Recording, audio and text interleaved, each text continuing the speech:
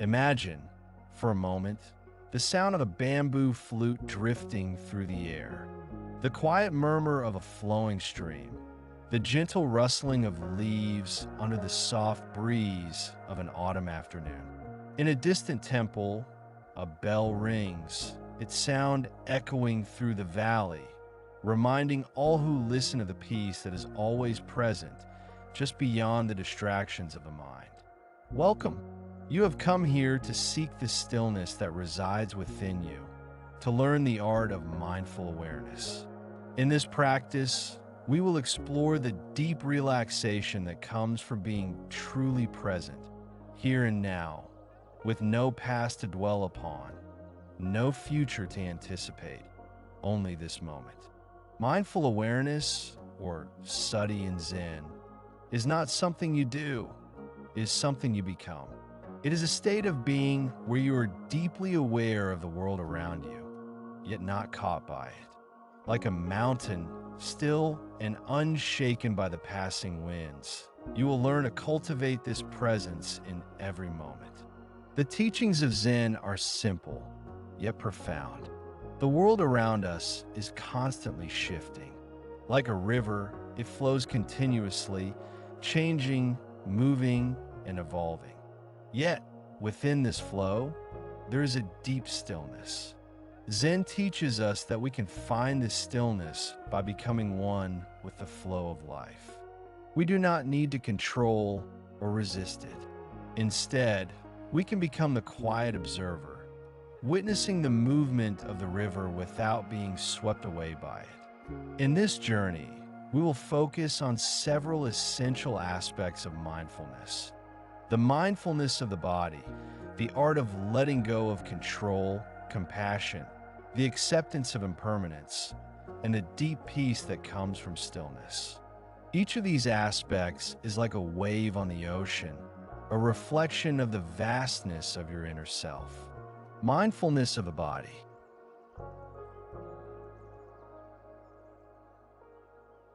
The body, though it may feel heavy and slow, is not a burden. It is a vehicle for your awareness. It is a temple, a sacred space that holds the mysteries of your life. By becoming aware of the sensations in your body, you open yourself to a deeper connection with yourself. Notice the feeling of your breath, the weight of your hands resting gently in your lap, the warmth of your feet touching the earth. With each breath, you become more grounded, more connected to the present moment, letting go of control. Control is an illusion. It may seem comforting to try to control the flow of life, but this only creates tension and anxiety. True freedom comes when we release our need to control and allow life to unfold naturally. Imagine a leaf floating on the surface of a river, light, effortless, and free. You're like that leaf, not forcing the current, but gently surrendering to its flow. Compassion. Compassion is not just a feeling, it is a way of being. It is the gentle kindness you offer to yourself and to others, not because it is expected, but because it arises naturally from a deep understanding of the interconnectedness of all beings. In Zen, we are reminded that to be mindful is to be compassionate. It is through compassion that we truly connect with the suffering of others and offer our presence as a balm for that pain. Impermanence. Everything changes. The sound of the bell fades, the moon rises and sets, the river flows endlessly. In Zen, we learn to embrace the impermanence of all things. This acceptance of change brings freedom. It is the freedom to let go of attachments, to live fully in the moment without clinging to it. The beauty of life lies in its fleeting nature, like a cherry blossom that blooms for only a short time, but leaves behind a fragrance that lingers in the heart. The art of stillness in the quiet moments. The world reveals its deepest truths. Stillness is not an absence of sound, but the presence of awareness. It is the space between the thoughts, the pause before the breath, the gentle unfolding of each moment. In stillness, we find the calm center of the storm. This is the essence of Zen, being fully present in the world, yet untouched by it. As we begin this journey together, take a moment to settle into your body. Close your eyes gently, if that feels right, and allow the breath to become your anchor. Inhale slowly, filling your lungs with air, and then exhale, releasing any tension or distraction. With each breath, feel yourself becoming more grounded, more at peace. You are safe here in this moment. You are exactly where you need to be. Now, as we move forward, we will explore 20 stories, each one a reflection of these teachings. Each story will be a meditation in itself, a gentle invitation to reflect on the nature of your own awareness and to cultivate the stillness that resides within. As we move from story to story, allow each one to sink into your heart, just as the river carves its way through the land, slowly and without effort. Let us begin. In the heart of a quiet mountain temple, there lived a monk named Jiro. His life was simple, marked by long hours of meditation and mindful labor in the temple's gardens. The other monks often admired his calm demeanor and the ease with which he performed his tasks. He never seemed rushed, never seemed troubled by the world around him. He was a master of stillness. One day, a young traveler came to the temple. He had heard of Jiro's wisdom and hoped to find the answers to his many questions about life and happiness.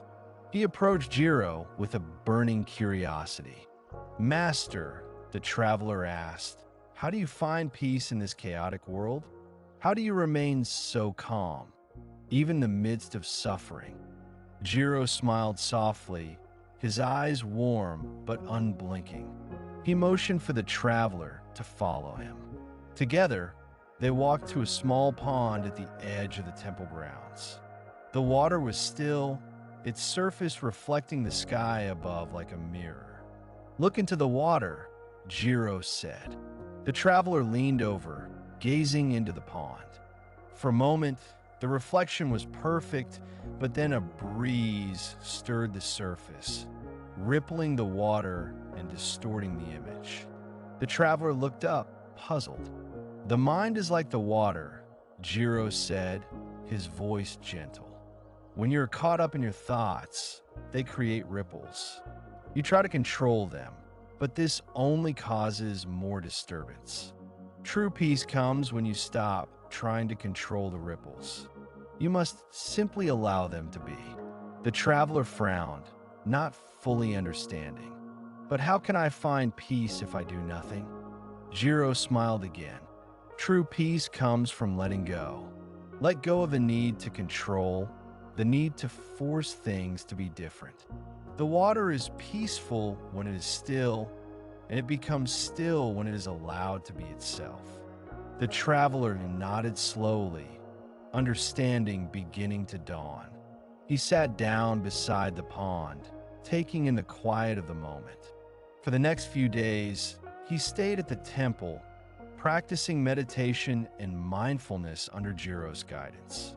Each time he became frustrated with his thoughts or emotions, he returned to the pond and remembered Jiro's words.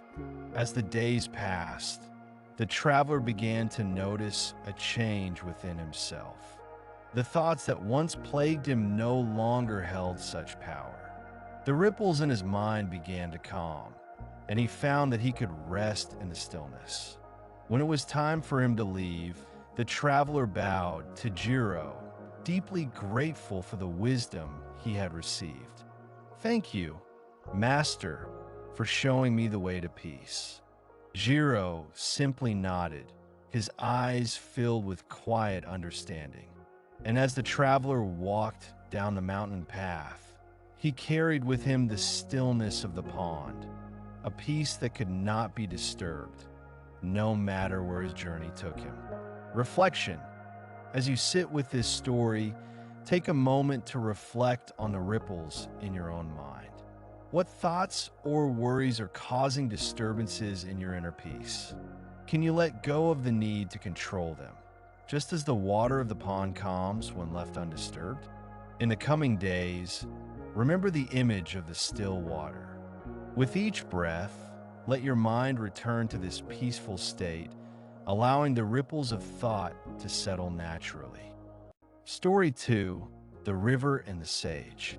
On a quiet morning, not far from the temple where Jiro lived, there was a village at the foot of the mountains. The village was small, its people humble and content, living their lives in harmony with nature. At the edge of the village, a river flowed, its waters clear and cold, fed by the mountain springs. One day, an old sage arrived in the village. He had traveled many miles, seeking a place to rest and reflect. When he arrived by the riverbank, the villagers greeted him with warmth and respect. The sage was known for his wisdom, and many came to him for advice on life's greatest questions. A young villager, eager to learn, approached the sage. His heart was full of questions, and he sought the sage's guidance. "Master," the young man began, "I have heard that you know the secret to happiness. Tell me, what is it? How can I find peace in this world of constant change and turmoil?" The sage looked at the young man with deep, knowing eyes and smiled softly. He motioned for the villager to sit beside him by the river. The morning sun was just beginning to rise, casting a golden glow on the water's surface. "Come," the sage said, "let us sit here and listen to the river." The young man, curious but unsure, sat beside the sage, watching the river flow gently by. The sound of the water rushing over the rocks was soothing, like a quiet song that seemed to come from the very earth itself. They sat in silence for a long while, the young man feeling both unsettled and calmed by the flowing water. After a while, the sage spoke again, his voice soft but steady. "The river teaches us something important.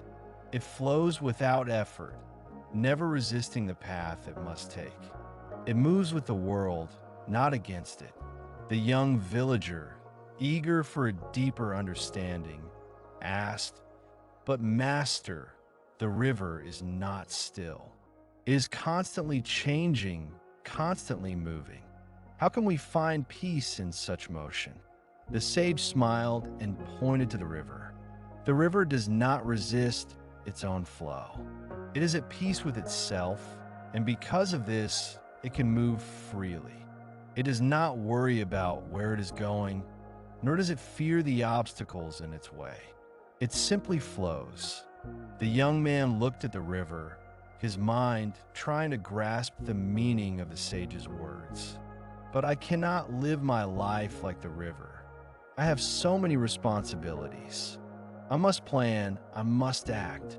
The sage nodded slowly. "Yes, there is a place for action, but true peace comes when you learn to flow with life rather than resist it. When you let go of the need to control the direction of the river, it will carry you exactly where you need to go. The key is in letting go of the need to control and allowing life to unfold naturally." The young man sat in silence, pondering the sage's words. The river, though it was constantly in motion, seemed to hold a deeper stillness. Its flow was both peaceful and powerful, as though it had no need for force or struggle. As the day passed, the young man stayed by the river with the sage, reflecting on the lesson he had received. He realized that much of his life had been spent trying to control outcomes, to force his own desires onto the world. But in the stillness of the river's flow, he saw that peace did not come from control. It came from surrender. The sage, seeing that the young man was deep in thought, offered him a final piece of advice. Just as the river flows without effort, so too can your mind flow. Release the need to direct it. Let go of the thought that you must control every moment. In this release, you will find true peace.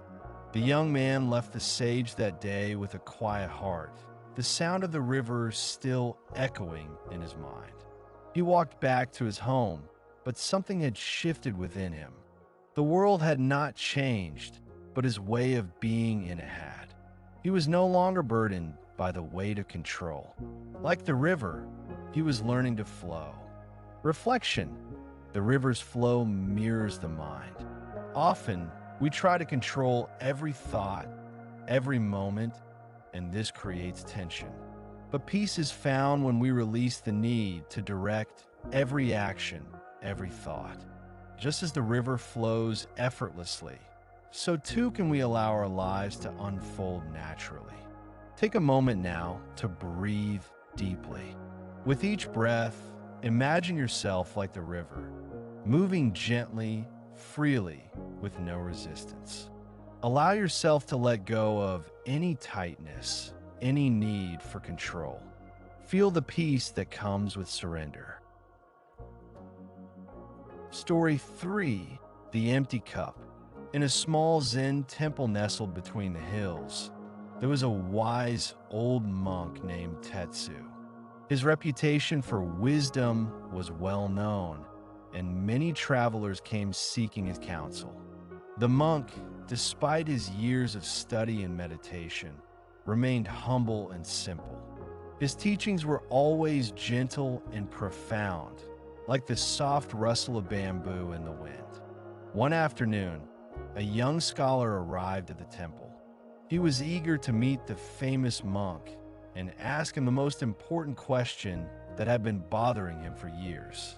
With a heart full of hope, he approached Tetsu's small room. Master Tetsu, the scholar began, bowing respectfully, I have studied many texts, traveled far, and practiced meditation for years, but I still feel as though something is missing. What is the secret to true wisdom and peace? Tetsu looked up from his work, a soft smile curling at the corners of his mouth. He gestured for the young man to sit across from him. I will tell you what I know, Tetsu said, his voice calm and steady. But first, let me offer you some tea. The monk carefully prepared the tea, his movements slow and deliberate. He placed the cup in front of the scholar, who, eager for an answer, quickly began speaking. Master, I have studied for years. I have read countless books, learned many teachings, but I feel that something is still lacking in my life. What am I missing? How can I achieve true understanding? Tetsu did not answer right away. Instead, he slowly poured tea into the scholar's cup. He poured and poured, the tea flowing gently into the cup until it began to overflow. The tea splashed onto the table, and the scholar, surprised, shouted, Master, the cup is full. You're spilling the tea. Tetsu, with a gentle and unhurried manner, set the teapot down. He looked at the scholar and said, You are like this cup. Your mind is full of ideas, concepts, and beliefs. You have studied many things, but you have not made space to receive anything new. Before you can understand the truth, you must first empty your cup. The scholar sat in stunned silence, his mind trying to grasp what the monk had said. For a moment, the room was quiet, and the scholar began to reflect on his own thoughts.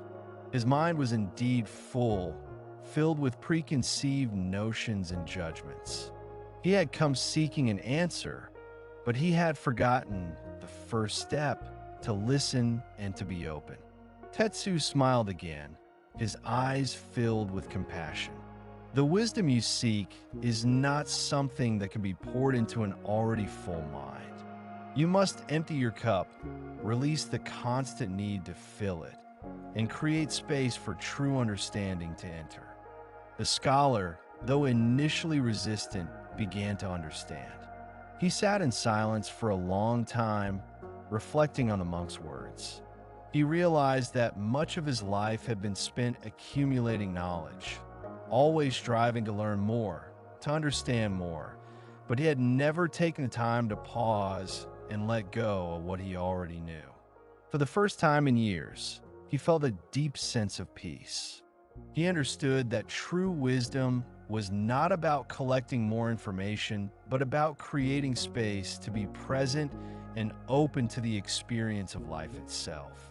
After a long pause, the scholar finally spoke. "I see now, Master. I must let go of the need to fill my mind with more and more, and instead create the space for true wisdom to enter." Tetsu nodded, his smile wide and knowing. Yes, the more you empty, the more you will receive. The scholar left the monk's room that day with a lighter heart. He no longer sought to fill himself with knowledge, but instead, he began to practice the art of letting go. He made space for the quiet wisdom that arises when the mind is still, and in that stillness, he found the peace he had been seeking all along. Reflection, like the cup that is overflowing, the mind can become filled with thoughts, worries, and judgments. True wisdom and peace come not from adding more, but from creating space, emptying the cup so that it may be filled with clarity and presence. Now, take a deep breath. Imagine your mind as a cup. With each exhale, let go of any thoughts or distractions, creating space within yourself. Allow this space to fill with the quiet stillness that is always present, waiting for you to notice. Story 4. The Falling Leaf. A crisp autumn wind moved gently through the forest surrounding the old Zen temple. The trees stood tall and golden, their leaves whispering secrets to one another before they fell softly to the earth. Each leaf danced its final dance, gliding in slow spirals through the cool air. In the temple garden, an elderly monk named Ryakan swept the path, his broom gliding over fallen leaves in rhythmic strokes. His movements were unhurried, each sweep deliberate, as though he was in conversation with the wind itself. A young novice named Hannah watched him from the temple steps. She had been restless all morning, her thoughts spinning, her heart anxious about her duties and her future in the monastery. Finally, unable to contain her unease, she approached the old monk. "Master Ryakan," she said softly, "why do you sweep the same path again and again? The wind keeps blowing more leaves down. You will never finish." Ryakan paused mid-sweep. He looked at the leaf that had just landed on the path and smiled. "Then I shall keep sweeping," he replied simply. Hannah frowned, confused. "But what is the point, Master? The path will never stay clean." Ryakan leaned on his broom and turned toward her. His eyes were calm, filled with the kind of peace that comes only from long years of understanding. "Tell me, child, why do you breathe?" She blinked. "Because I must. To live." "Exactly," he said. "You breathe not to finish, but to continue. You sweep not to complete, but to be present. I sweep the path not so that it stays clear, but so that I may clear myself." Hannah stood in silence, unsure what he meant. The monk noticed her confusion and gestured for her to sit with him under the maple tree. "Look around you," Ryakan said. "Do you see how the leaves fall from the branches? They do not resist. They do not cling to where they once were. They let go when the time comes. In the same way, when thoughts fall upon your mind, Do not resist them. Simply notice and let them go. As they sat there, a single golden leaf detached from the branch above and drifted slowly down between them.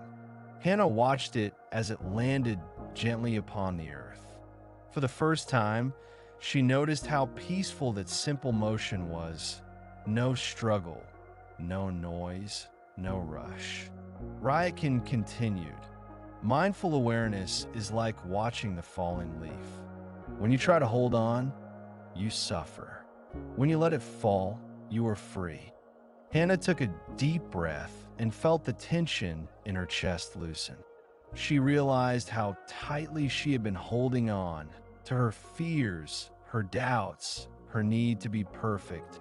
As the wind stirred again, dozens of leaves began to fall all around them, turning the air into a slow, swirling dance of golden brown. Ryakin smiled and resumed sweeping. Hannah picked up a second broom and joined him. For a while, they said nothing, only the soft brushing of straw on stone, the wind, and the sound of leaves landing quietly upon the ground. After some time, Hannah spoke again. "Master, the leaves will keep falling forever." Ryakin nodded. "Yes, and I will keep sweeping forever. That is the way of life. The moment you stop trying to make it stay still, you begin to understand peace." Hannah felt tears rise to her eyes, not from sadness, but from an unfamiliar softness. The restless voice in her mind began to quiet. For the first time, she truly understood what it meant to be present. That evening, as the sun sank behind the hills, the temple bell rang, a low, resonant tone that seemed to carry through the very fabric of the valley. Hannah closed her eyes and felt as though the world had stopped just long enough for her to breathe. In that stillness, she realized that peace was not the absence of falling leaves. It was the acceptance that they would always fall. Reflection. In your own life, there will always be falling leaves, tasks unfinished, thoughts returning, emotions rising and fading. Do not wait for the wind to stop before finding peace. Peace begins the moment you stop resisting what is. Take a breath. As you inhale, imagine the leaf still attached to the tree, strong, secure. As you exhale, imagine it releasing, drifting, letting go. Repeat this for a few breaths. Let the image settle in your mind. You, the leaf, gently surrendering to the natural flow of things. Story 5. The Candle and the Wind. In a small, dimly lit room in the temple, a candle flickered on the altar. Its flame, small but steady, illuminated the space with a soft glow, casting long shadows against the stone walls. The air was still, and the scent of incense filled the room, mingling with the faint aroma of earth and wood. A young monk named Shinji sat before the altar, his eyes fixed on the flame. He had been meditating for some time, but his mind refused to settle. Thoughts, like wind-blown leaves, continued to swirl through his mind. He shifted slightly, trying to focus on the flame, but his thoughts kept distracting him. Why does the mind always wander? He wondered. I seek stillness, but it slips away from me. Just then, the temple door creaked open and Master Rio, an elderly monk with deep lines on his face and a calm demeanor, entered the room. He noticed Shinji sitting before the candle, his brow furrowed in frustration. Why do you look troubled, Shinji? Rio asked gently, sitting beside him. Shinji sighed. Master, I have been trying to meditate, but my mind refuses to quiet. It feels as though the more I try, the more it resists. I cannot seem to find peace. Rio smiled softly and nodded. He reached forward and extinguished the candle with a gentle breath. The room plunged into darkness for a brief moment before Rio lit another candle, placing it before Shinji. "Look at this flame, Shinji," he said. "Do you notice anything different about it?" Shinji gazed at the new flame, his mind still churning with thoughts. "No, master," he replied, his voice unsure. "It looks the same to me." "Observe closely," Rio said. "What happens to the flame when I open the window?" He gently pushed open the wooden window, and a soft breeze stirred the air. The flame of the candle wavered, bending slightly as the wind touched it. It flickered and danced, but did not go out. Rio continued, "Do you see, Shinji? The flame is at the mercy of the wind, but it does not fight it. It bends, it adjusts, and it continues to burn, just like the mind. The more we fight against the winds of distraction, the more we weaken our own peace. Instead, we must learn to bend with the wind, to accept its presence without resistance. In that acceptance, the flame remains steady." Shinji's eyes widened as he watched the candle's flame dance with the wind, its light still present despite the movement around it. He had never seen the flame behave this way before. "Master, you are saying that I do not need to resist my thoughts?" Shinji asked, his voice soft with realization. "Yes," Rio replied. "The thoughts are like the wind. They will come and go, but you do not need to chase them or push them away. Simply notice them and let them pass. Just as the candle does not fight the wind, neither should you fight your thoughts. Accept them as they are, and in that acceptance, you will find your peace." For a long moment, Shinji sat in silence, watching the candle's flame. The wind continued to stir, and the flame wavered gently, but it did not go out. He could feel his own mind, once frantic with resistance, begin to settle, like the flame coming to rest in the gentle breeze. "Master," Shinji said softly, "I think I understand now. Peace does not come from the absence of distraction, but from the ability to accept them without struggle." Rio nodded, his eyes kind with understanding. "Exactly, Shinji. In accepting the wind, we learn to find stillness, even in the movement. Peace is not a place where distractions cease. It is the place where we no longer resist them. You too can become like the candle, still, steady, and unwavering, even in the presence of the wind." Shinji sat for a while longer, allowing the wisdom to sink in. The candle's flame continued to flicker and dance, but it remained intact, its light steady. He felt a new sense of calm wash over him, not because the distractions had stopped, but because he no longer needed them to stop. He could simply let them be.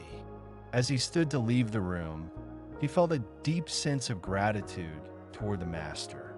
"Thank you, Master Rio.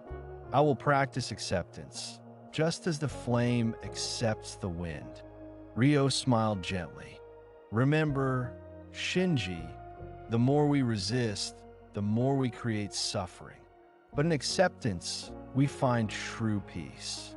May your heart be like the flame, steady and calm, regardless of the winds that blow." Reflection. The candle's flame teaches us that peace does not come from the absence of distractions or challenges.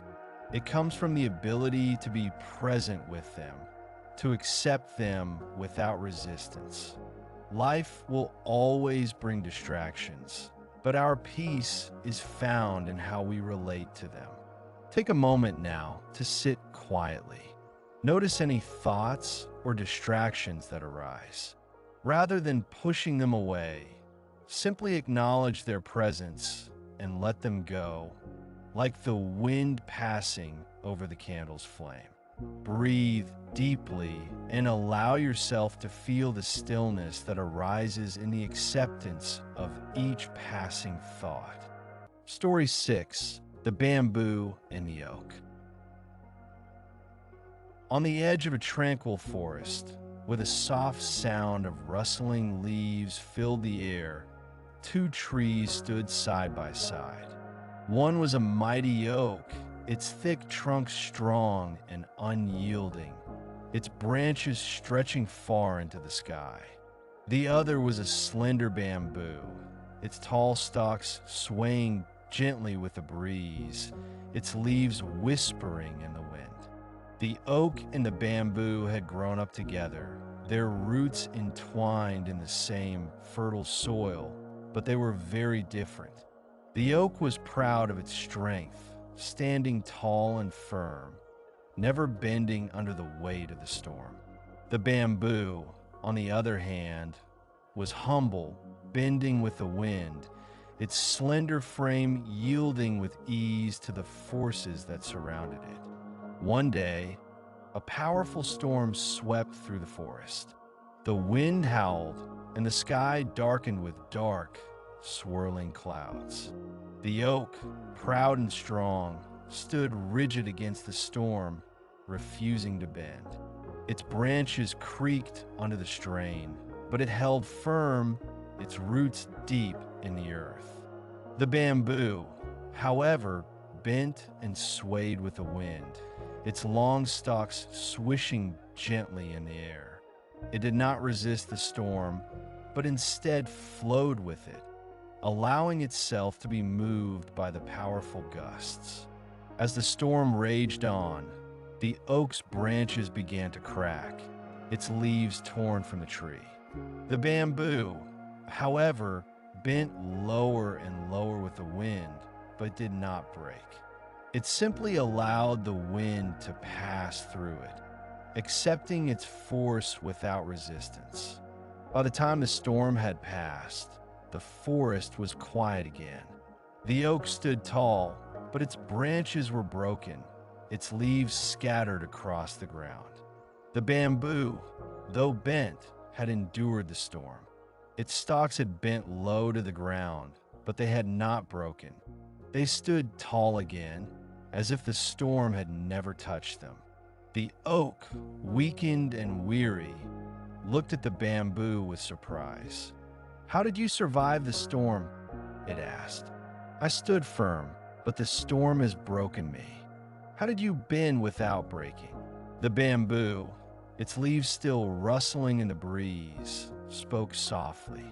"I have learned that strength is not always about resisting. It is about knowing when to bend and when to yield. The storm could not break me because I did not try to fight it. I simply flowed with it, accepting its force without resistance." The oak, humbled by the bamboo's wisdom, nodded slowly. "I see now," it said. "I thought that strength meant standing firm, but true strength lies in knowing when to bend, when to yield, and when to let go." From that day forward, the oak and the bamboo became friends, each learning from the other. The oak learned the power of flexibility, and the bamboo learned the quiet strength that came from standing tall. Together, they understood that true strength was not just about being unyielding, but about being able to bend and adapt to the forces of life without breaking. Reflection: the oak and the bamboo teach us that strength is not about resistance. It is about flexibility. Life will bring storms, challenges, and difficulties, but the ability to bend, to yield, to flow with the winds of change without breaking is the true measure of strength. As you sit quietly, reflect on the storms in your own life. Are you like the oak, trying to stand firm against forces that are beyond your control? Or are you like the bamboo, able to bend and adapt with grace? Take a deep breath. Imagine yourself like the bamboo, standing tall, yet flexible, able to bend and sway with the winds of life. Feel the strength that comes from this flexibility, the peace that arises from yielding to life as it is. Part 8, Story 7, The Silent Bell. At the heart of a small, peaceful temple nestled in the mountains, there hung a bell. The bell was large, made of ancient bronze, and its sound was known far and wide. It had been used for centuries to mark the changing of the hours, to call the monks to meditation, and to announce the arrival of important visitors. Its deep, resonant tone could be heard echoing across the valley, a reminder of the temple's presence in the world. One day, a young monk named Keiko was assigned the task of ringing the bell. It was a sacred duty, one that had been passed down through generations of monks. Keiko was eager to prove himself, so he approached the bell with reverence and excitement. He lifted the large rope that hung beside it and pulled it with all his strength. The bell rang out with a loud, booming sound that reverberated through the temple and beyond, shaking the very air. Keiko stood back, satisfied with the sound of his efforts. But as he turned to leave, he noticed something strange. The other monks were not looking at him with the usual smiles of approval. Instead, they seemed uncomfortable, their faces tight with an unspoken concern. Keiko approached the head monk, Master Jiro, and asked, "Master, was the bell not rung properly? I pulled the rope with all my strength." Master Jiro looked at him with calm, steady eyes. "Keiko, the bell rang, yes, but you missed something important. You focused only on the sound. You did not pay attention to the silence that follows." Keiko was puzzled. "The silence," he repeated, unsure what the master meant. "Yes," said Master Jiro. "A bell does not only make sound, it also creates silence. The true bell is not the one that rings, but the one that follows. The sound of the bell is only complete when the silence that follows it is fully embraced." Master Jiro led Keiko to the bell tower, where the bell hung in the quiet morning air. They stood there together, watching the sunlight filter through the trees, casting long shadows on the ground. The temple was peaceful, the only sound the soft rustle of leaves in the breeze. "Now listen," Master Jiro said. Keiko stood still, his eyes closed, as the silence around him deepened. He could hear the faint sound of the wind, the distant chirp of birds, the subtle shift of the earth beneath his feet. It was a stillness that seemed to hold the whole world, not as an absence of sound, but as a presence that could be felt deeply within. "This silence," Master Jiro continued, "is the true bell. It is the space between the notes, the pause between the thoughts. In the same way that the bell creates a sound, the silence that follows is what makes that sound meaningful. Without silence, sound is just noise. Without stillness, movement becomes chaos." Keiko's heart softened as he listened. He began to understand. The sound of the bell was not an isolated event. It was part of a larger flow, a rhythm that included both sound and silence. Without one, the other would lose its meaning. "Master," Keiko said softly, "I see now. The true bell is not the ringing, but the silence that follows it. The sound and the silence are one." Master Jiro nodded. "Yes, in meditation, in life, and in all things, there is always both sound and silence. The true practice is to embrace both fully, to be present in the moment of ringing and in the moment of silence that follows." Only then can you experience the full richness of life. Keiko spent the rest of the day in the temple, reflecting on the lesson he had learned.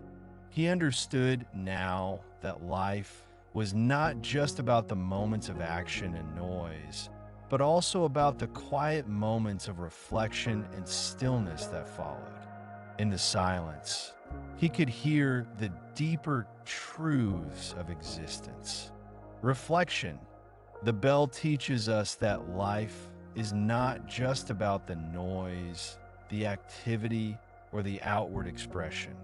It is also about the silence that follows, those moments of stillness where we can truly listen, reflect, and find peace.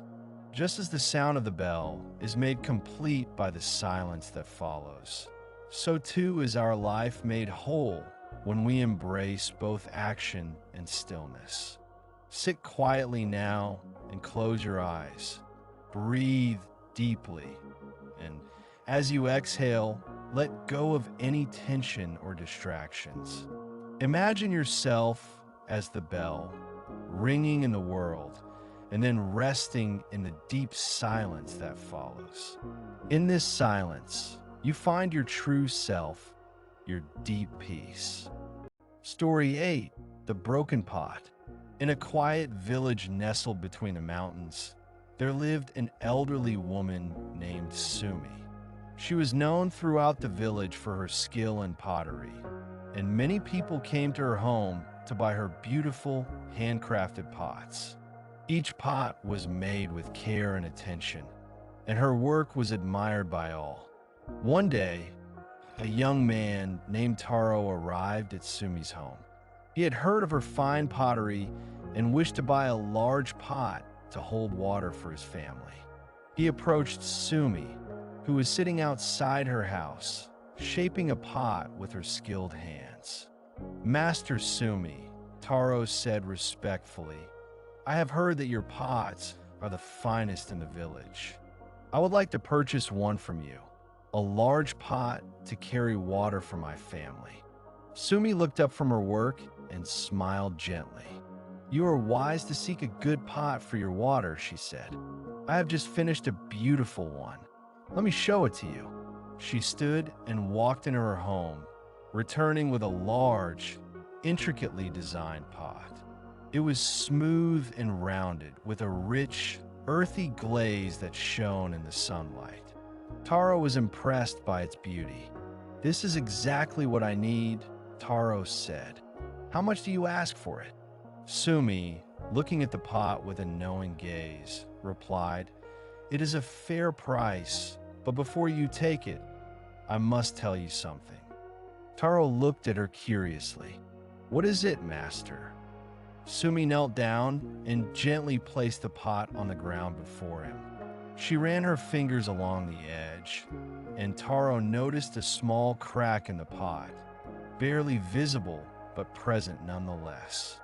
"This pot," Sumi said softly, "is not perfect. It has a flaw, a crack that runs along its side." Taro frowned, confused. "But master, the pot is so beautiful. Surely the crack is not important. It is still strong, and it will hold water." Sumi nodded slowly, her eyes reflecting the wisdom of many years. "Yes, it will still hold water, but the crack is a part of its story. It is a part of its life. The pot was shaped with care, but in the process, it became imperfect. And that imperfection, like the cracks in our own lives, makes it unique. It tells a story of creation, of struggle, of beauty found even in the brokenness." Taro was silent for a moment, his mind reflecting on the meaning of Sumi's words. "But master, why would you sell something with a flaw? Surely, no one would want a broken pot." Sumi smiled gently, looking up at Taro. "That is the question, isn't it? We spend so much of our lives trying to avoid imperfections, trying to keep ourselves whole and unbroken. But the truth is, We are all broken in some way. We all carry cracks, some small, some large. And it is these cracks that make us who we are.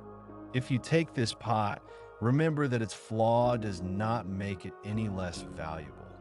It simply makes it real. Taro, moved by her words, knelt down and touched the crack in the pot. He felt the smoothness of the glaze, the small, hidden imperfection that made the pot different from any other. He realized that what Sumi had said was true. The pot was not broken in a way that diminished its purpose. It was just a part of its journey. I will take it, Taro said softly. I will take it, not because it is perfect, but because it is real.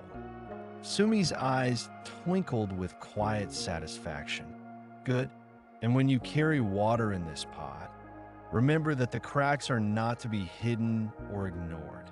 They are part of the story. Just as you carry your own stories, your own scars, and imperfections with you, so too will this pot carry its crack proudly. Taro left Sumi's home that day with the pot in his hands, feeling a deep sense of peace. As he walked back to his family, he understood that life was not about being perfect. It was about embracing the cracks, the flaws, and the stories that made each of us unique. The pot, though broken, was still beautiful, and so was he. Reflection. In life, we often try to hide or fix our imperfections, believing that they make us less worthy. But just as the pot's crack does not take away from its beauty or usefulness, neither do our imperfections make us any less valuable. Embrace the cracks in your own life, those moments of difficulty, loss, or imperfection that shape who you are. They are part of your story, and in them, there is beauty. Sit quietly for a moment. As you breathe, reflect on the cracks in your own life. What imperfections have you carried with you? How can you begin to see them as part of your story, not as flaws to be hidden, but as parts of your own unique beauty? Story 9, The Empty Hand.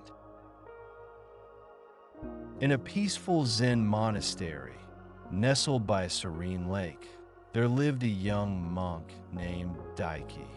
His days were spent in meditation, study, and quiet reflection.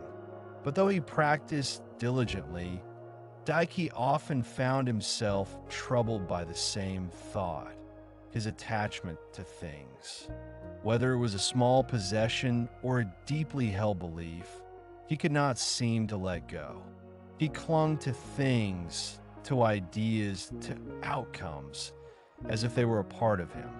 One evening, as the golden light of the setting sun bathed the temple in warmth, Daiki approached his master, Zenji, who was sitting by the lake. The old monk was silent, his eyes gazing out across the water, watching the reflections of the trees sway gently with the ripples of the lake. Master, Daiki said, bowing deeply, I've been practicing for many years, but I still find myself attached to things. My thoughts, my possessions, even my emotions. I cannot seem to let go of them. What can I do to free myself from this attachment? Zenji smiled softly, his face full of wisdom and understanding. He motioned for Daiki to sit beside him. Let me tell you a story, Zenji said, his voice slow and measured, like the quiet ripple of water. A long time ago, there was a young monk who came to the monastery. He was eager to practice, eager to find enlightenment. He was given the task of holding an empty hand for a week. But no matter how hard he tried, his hand remained clenched, as though it held on to something invisible. He was troubled by this, and after many days of struggle, he went to the head monk and asked, Master, why can I not let go? Why do I still feel the need to hold on to something, even when my hand is empty? Zenji paused, letting the story sink in. He looked at Daiki, his gaze gentle but intense. The head monk, who had practiced for many years, replied, "You cannot let go because you are holding on to the idea of holding on. Your mind is grasping even the concept of release. In order to truly let go, you must first release the belief that you need to hold on to anything at all. Only when you do this can your hand become truly empty." Daiki sat in silence, absorbing the story, but his mind was still restless.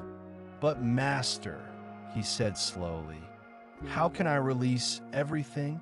I've been attached to so much for so long. How can I learn to let go completely?" Zenji smiled again, his eyes full of quiet understanding. "Let go, not of things themselves, but of the attachment to them. You cannot stop the waves on the lake, but you can let them ripple by. In the same way, you cannot stop your thoughts or possessions from appearing in your life, but you can choose not to cling to them. Your hand is empty when you stop holding on. It is not a forceful release, but a gentle letting be." Daiki closed his eyes, sitting in quiet contemplation. He imagined his hand, once clenched, now open and empty. He imagined his mind, once filled with attachments, now free and still.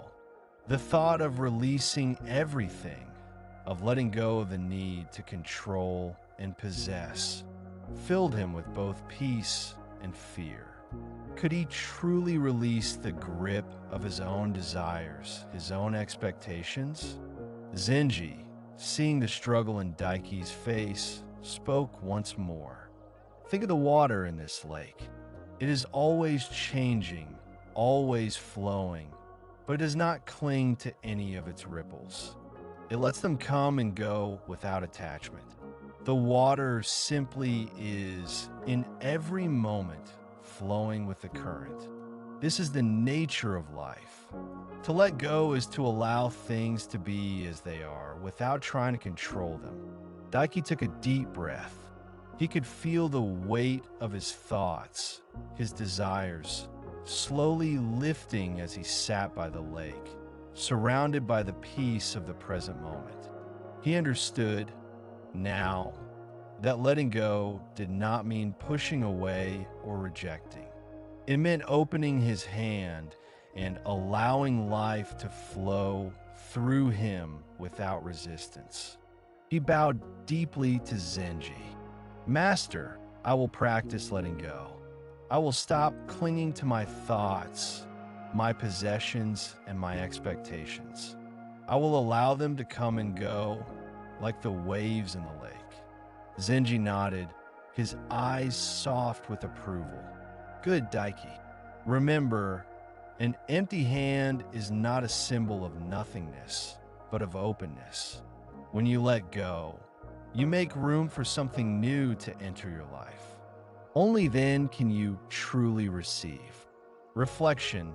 In life, we often cling to things, whether it's material possessions, thoughts, or emotions.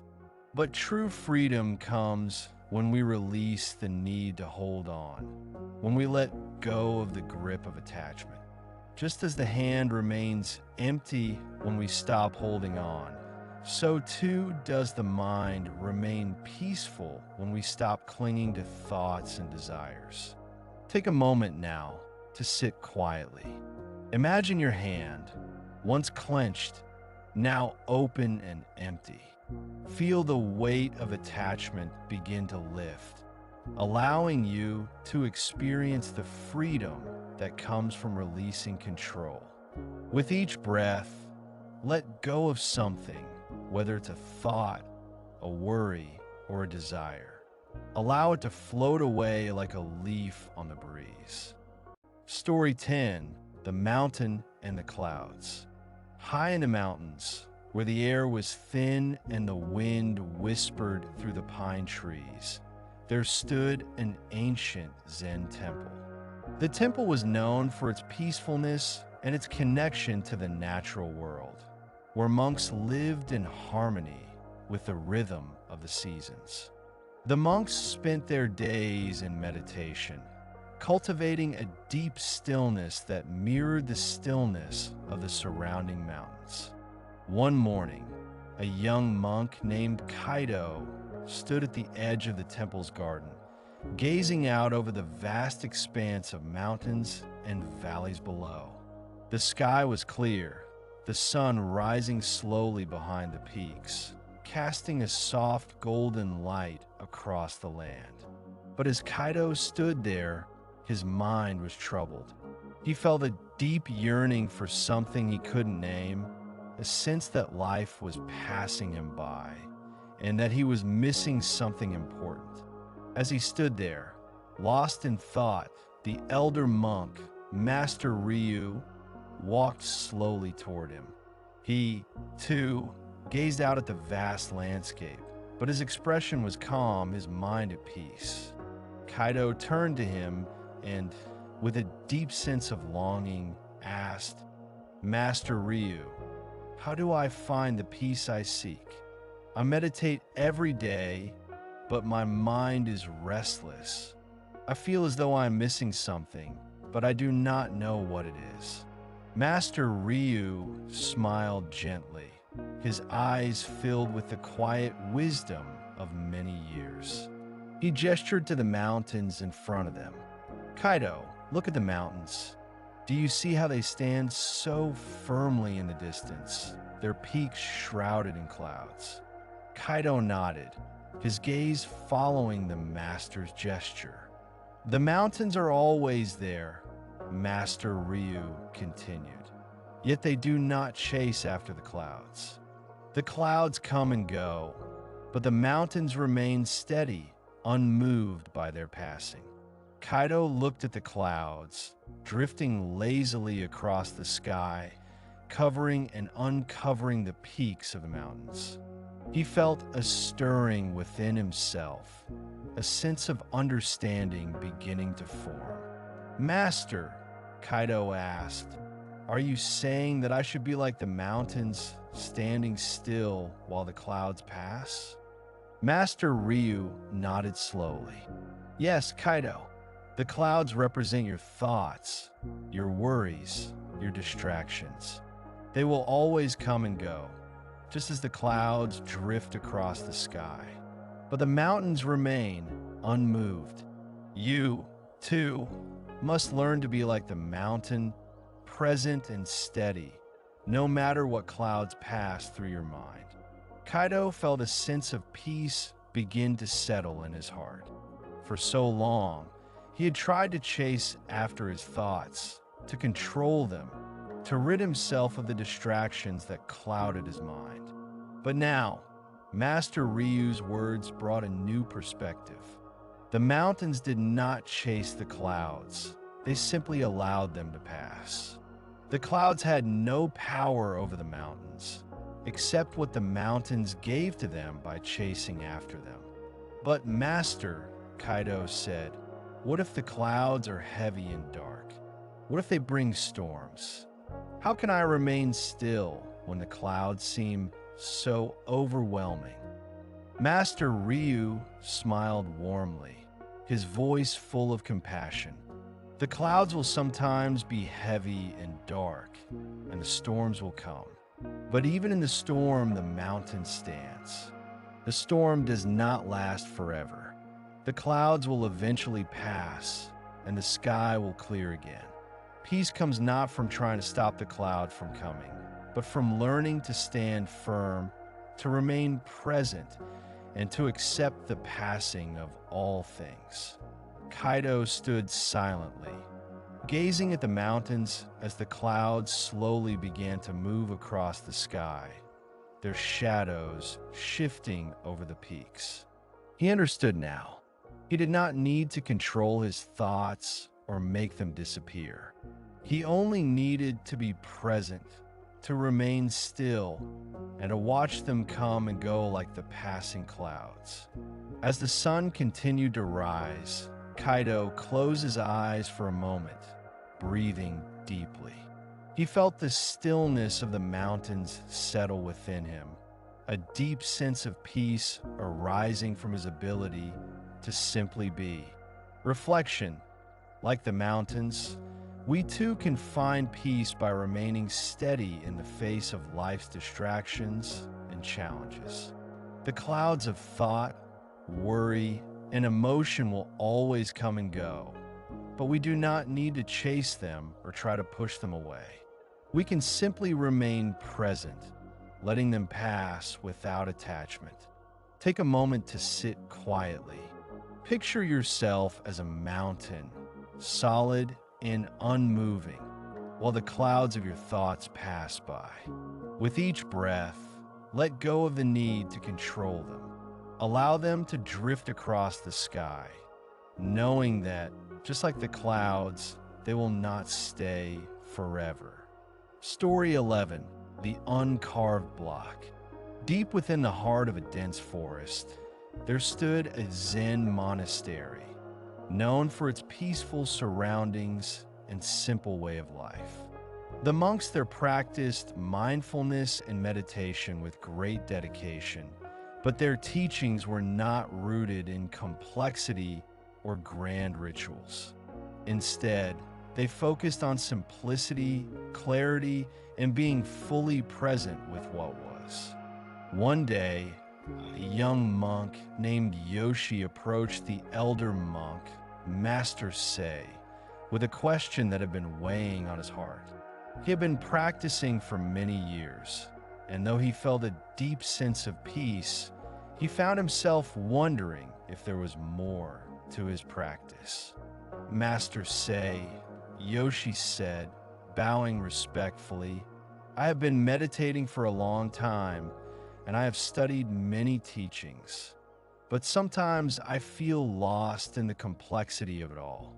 There are so many teachings, so many practices, and sometimes it feels like the more I learn, the more I am tangled in ideas. How can I find the true essence of Zen?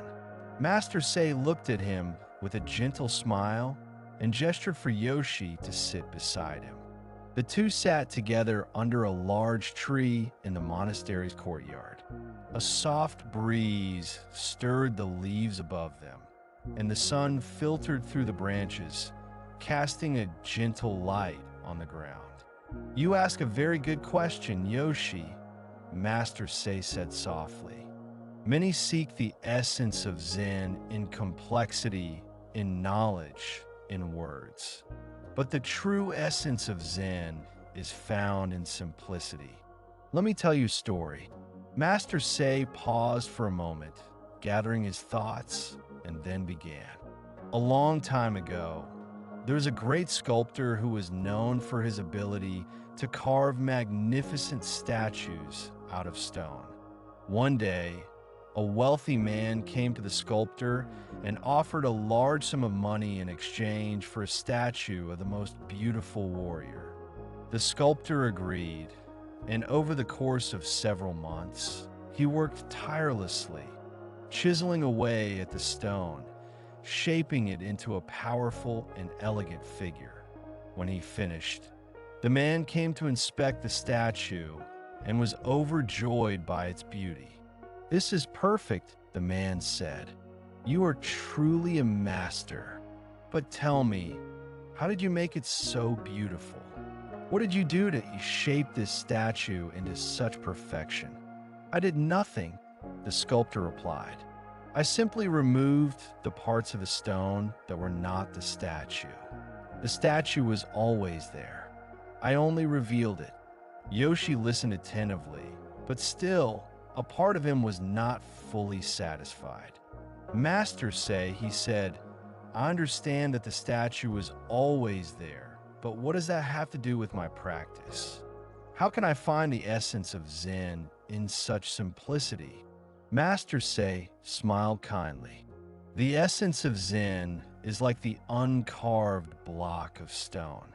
It is already within you, just as the statue was already within the stone. Your practice is not about adding more knowledge, more techniques, more complexity. It is about removing the layers of distraction, the unnecessary thoughts, and the attachments that obscure your true nature.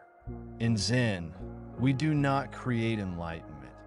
We simply reveal it by removing what is not essential. Yoshi sat quietly, reflecting on the story. He began to understand. For so long, he had been seeking the right way, trying to fill his mind with answers and techniques.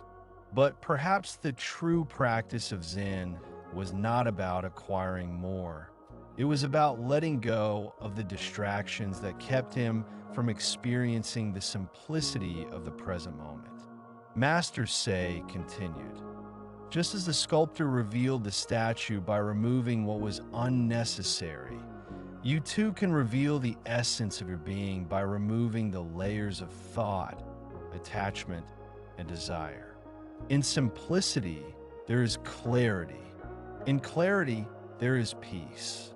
Yoshi felt a deep sense of calm wash over him as he realized that his practice had always been simple. He did not need to add anything more to his life. He simply needed to remove the distractions, the noise, and the attachments that clouded his awareness. The true essence of Zen was already within him, waiting to be revealed. Reflection. In life, we often seek to add more knowledge, more possessions, more experiences, believing that they will bring us peace or fulfillment. But the true essence of life, just like the statue, is already within us. To find it, we must remove the distractions, the attachments, and the unnecessary complexities. In simplicity, we find clarity. In clarity, we find peace. Sit quietly for a moment. Imagine yourself as the uncarved block of stone. With each breath, allow the unnecessary thoughts, worries, and distractions to fall away. What remains is your true essence, simple, pure, and complete. Story 12, The Still Pond. In a quiet village, surrounded by the mountains, there was a temple by a tranquil pond. The pond was small but deep, its surface reflecting the sky like a mirror. It was a place where the villagers came to find peace, to sit in stillness, and to meditate. The temple's monks often sat by the pond, their minds calm, their hearts open, as they practiced the art of mindfulness. One day, a young monk named Haruki arrived at the temple. He was eager to learn the ways of Zen and hoped to find peace and clarity in his practice. But his mind was restless. He had heard many teachings and seen many practices, but he still felt unsettled. He could not seem to find the deep stillness that he sought. One afternoon, Haruki approached the elder monk, Master Sho, who was sitting by the pond, his gaze soft and steady, watching the water ripple gently in the breeze. Haruki bowed respectfully and asked, "Master, I have been meditating for days, but I cannot find peace. My mind is full of thoughts, distractions, and worries. How can I find true stillness?" Master Sho looked at him with understanding and motioned for him to sit beside him. "Come, Haruki, let me show you something." Haruki sat next to Master Sho, who pointed to the pond. "Look at the surface of the water. Do you see how it reflects the sky so clearly?" Haruki nodded, his eyes following the surface of the pond. It was a perfect mirror, the clouds and trees above reflected in the stillness of the water. "Now," Master Sho said, Take a small stone and throw it into the pond. Haruki did as he was instructed, picking up a smooth stone from the ground and tossing it into the water. As the stone hit the surface, the stillness was broken. Ripples spread out from the point of impact, distorting the reflection of the sky. The water, once calm, was now in motion. "Do you see?" Master Sho asked gently. "The stone has disturbed the surface of the water, and the reflection is no longer clear. The ripples spread outward, affecting everything in their path." Haruki looked closely at the ripples, his mind now beginning to understand. "Yes, Master." The calm of the pond was disturbed by the stone. The reflection of the sky is no longer as clear. Master Sho nodded. "In the same way, your mind is like this pond. When you are still, when you are at peace, the reflection of the world is clear. But when you allow distractions, worries, and thoughts to enter, they create ripples that disturb the stillness. The key is not to fight the ripples, but to allow them to pass." Haruki sat quietly, reflecting on the image of the pond. "So, Master, I do not need to stop the ripples, but simply to let them pass and return to stillness." Master Sho smiled. "Exactly. The ripples will always come. Thoughts, distractions, and emotions are like stones thrown into the pond. They will disturb the surface of your mind. But instead of fighting them or trying to stop them, simply watch them. Allow them to move through and return to the stillness once they have passed." Haruki felt a deep sense of peace begin to settle within him.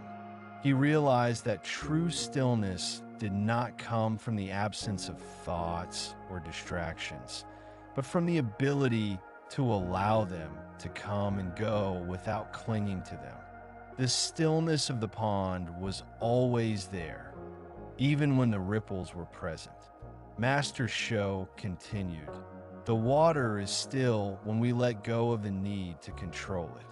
In the same way, your mind is at peace when you let go of the need to control your thoughts. The more you resist, the more the ripples will grow.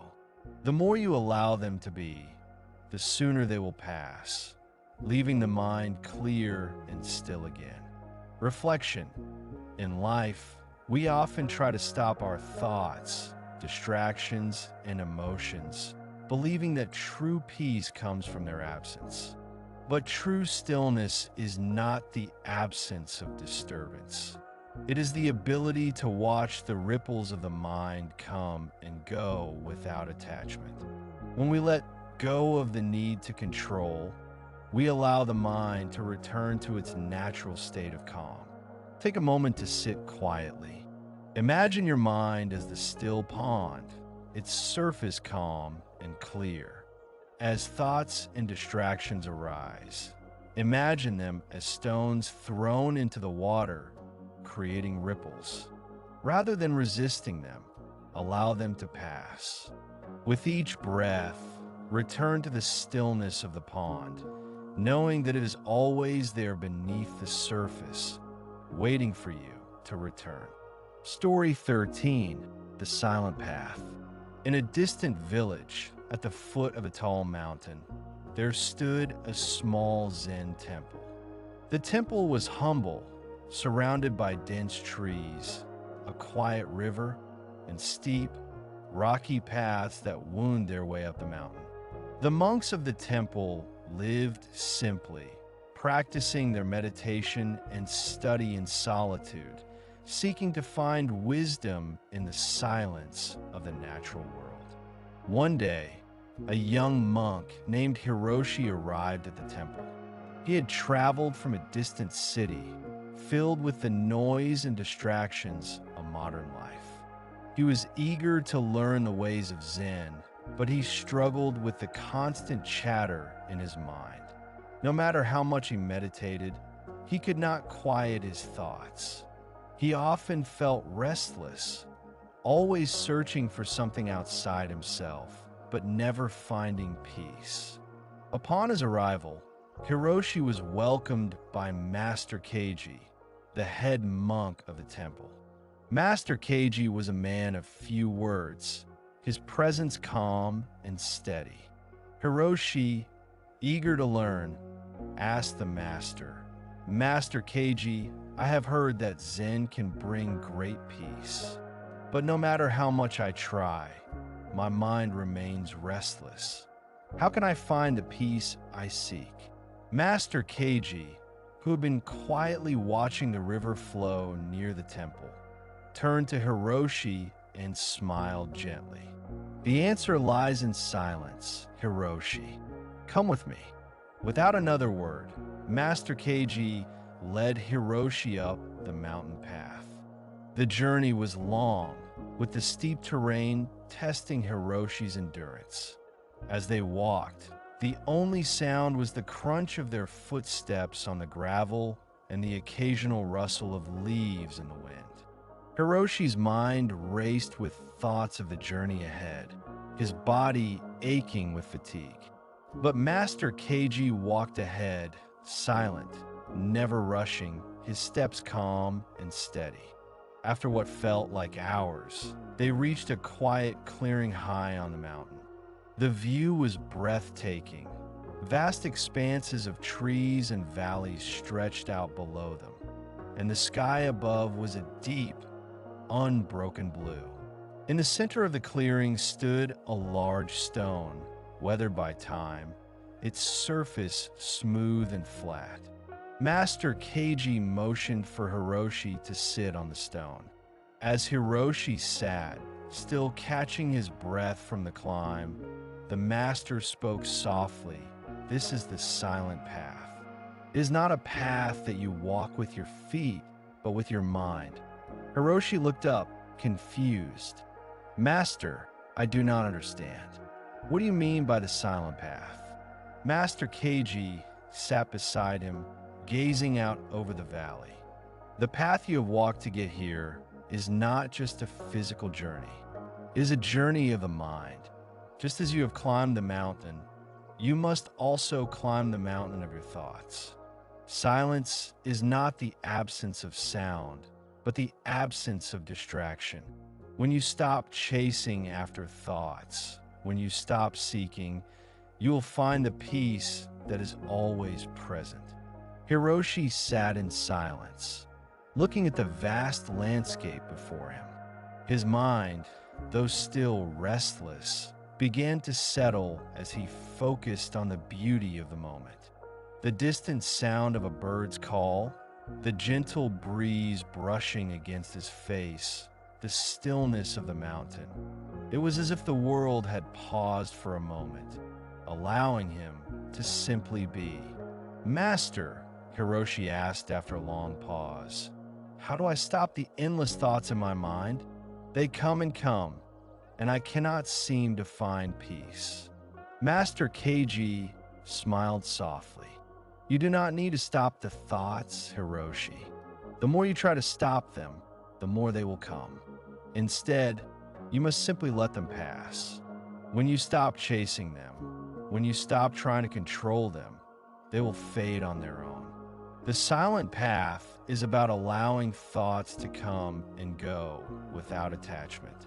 In that stillness, you will find peace." Hiroshi closed his eyes, allowing the silence of the mountain to wash over him. He could feel the weight of his thoughts, but instead of pushing them away, he simply let them drift by, like clouds passing across the sky. He was no longer trying to grasp them or make them stop. He was just present, fully aware of the moment. After a long while, Master Keiji spoke again. "This is the way of Zen, Hiroshi. It is not a path of doing, but a path of being. The more you let go, the more you will find peace. In the silence of the mountain, you find the clarity of the mind. The silent path is always within you if you know how to walk it. Hiroshi felt a deep sense of stillness settle within him. He no longer needed to chase after answers or seek peace outside himself. In the silence of the mountain, in the stillness of the present moment, he had found what he had been searching for all along.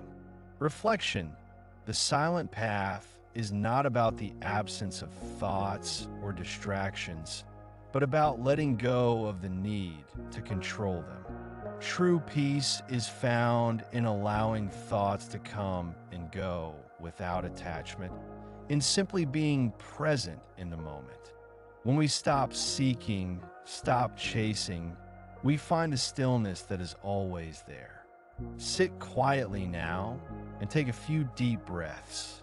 Allow any thoughts or distractions to come and go without resistance. Let them pass like clouds across the sky, knowing that true peace is found in the stillness between them. Story 14. The Two Arrows. In a small village, nestled between the mountains and the sea, there was a Zen temple known for its teachings on letting go of suffering and living with mindfulness. The monks there practiced diligently, teaching others to embrace the present moment and release the burdens of the past. Among them was a young monk named Shin, who had spent many years in meditation, but still struggled with the pain of past experiences. He often found himself weighed down by memories, regrets, and worries about the future. One afternoon, Shin approached Master Sato, a wise and compassionate elder monk, with a question that had been troubling him for some time. He had been practicing mindfulness, but the more he meditated, the more he became aware of the pain and suffering in his heart. Master Sato, Shin said, bowing respectfully, I have been practicing meditation and mindfulness, but I cannot seem to let go of my pain. It is as if I carry it with me everywhere I go, and no matter how much I try, it never seems to fade. How can I find peace when I am burdened by my suffering? Master Sato, who had been sitting quietly by a small pond, looked at Shin with deep understanding. He motioned for him to sit beside him. Shin sat down, eager for the master's wisdom. Shin, Master Sato began, let me tell you a story. It is a story about two arrows. Shin listened intently as Master Sato continued. Once, there was a man who was struck by an arrow. It was a painful injury, and he was suffering greatly. As he lay there in agony, another arrow was shot into his body. This second arrow, just as painful as the first, struck him at once. The man, now filled with even greater pain, began to lament. He cursed the one who shot the arrows. He cursed his fate, and he wished for the world to be different. But despite all his wishing, the pain did not cease. Master Sato paused, allowing Shin to reflect on the story. The first arrow, Shin, represents the pain and suffering that life inevitably brings. We all experience pain in one form or another, whether it is physical, emotional, or mental. This pain is unavoidable. It is a part of being human. But the second arrow, the one that the man shoots into himself, represents the additional suffering that comes when we react to the pain with resistance, anger, or regret. The second arrow is the suffering we create for ourselves by clinging to the past or worrying about the future. It is the suffering that comes from our attachments, our expectations, and our refusal to accept what is. Shin sat in silence, contemplating the story. He understood the meaning behind the arrows, but still, he felt the weight of his own suffering. Master, How can I stop shooting the second arrow? I know that I cannot avoid pain, but how can I stop adding to it with my own thoughts? Master Sato smiled gently. You cannot stop the first arrow from striking, Shin. Pain will come, as it does for all of us. But you can choose whether or not to shoot the second arrow. You can choose whether to hold on to your pain or to release it. The key is acceptance. When you accept the first arrow, when you stop resisting the pain, you allow it to be a part of your experience without adding the extra suffering of regret, anger, or fear. You allow the pain to pass through you instead of holding on to it. Shin closed his eyes, taking in a master's words. He realized that much of his suffering was not caused by the events themselves, but by his resistance to them. He had been holding on to the pain of the past, allowing it to define him and shape his experience.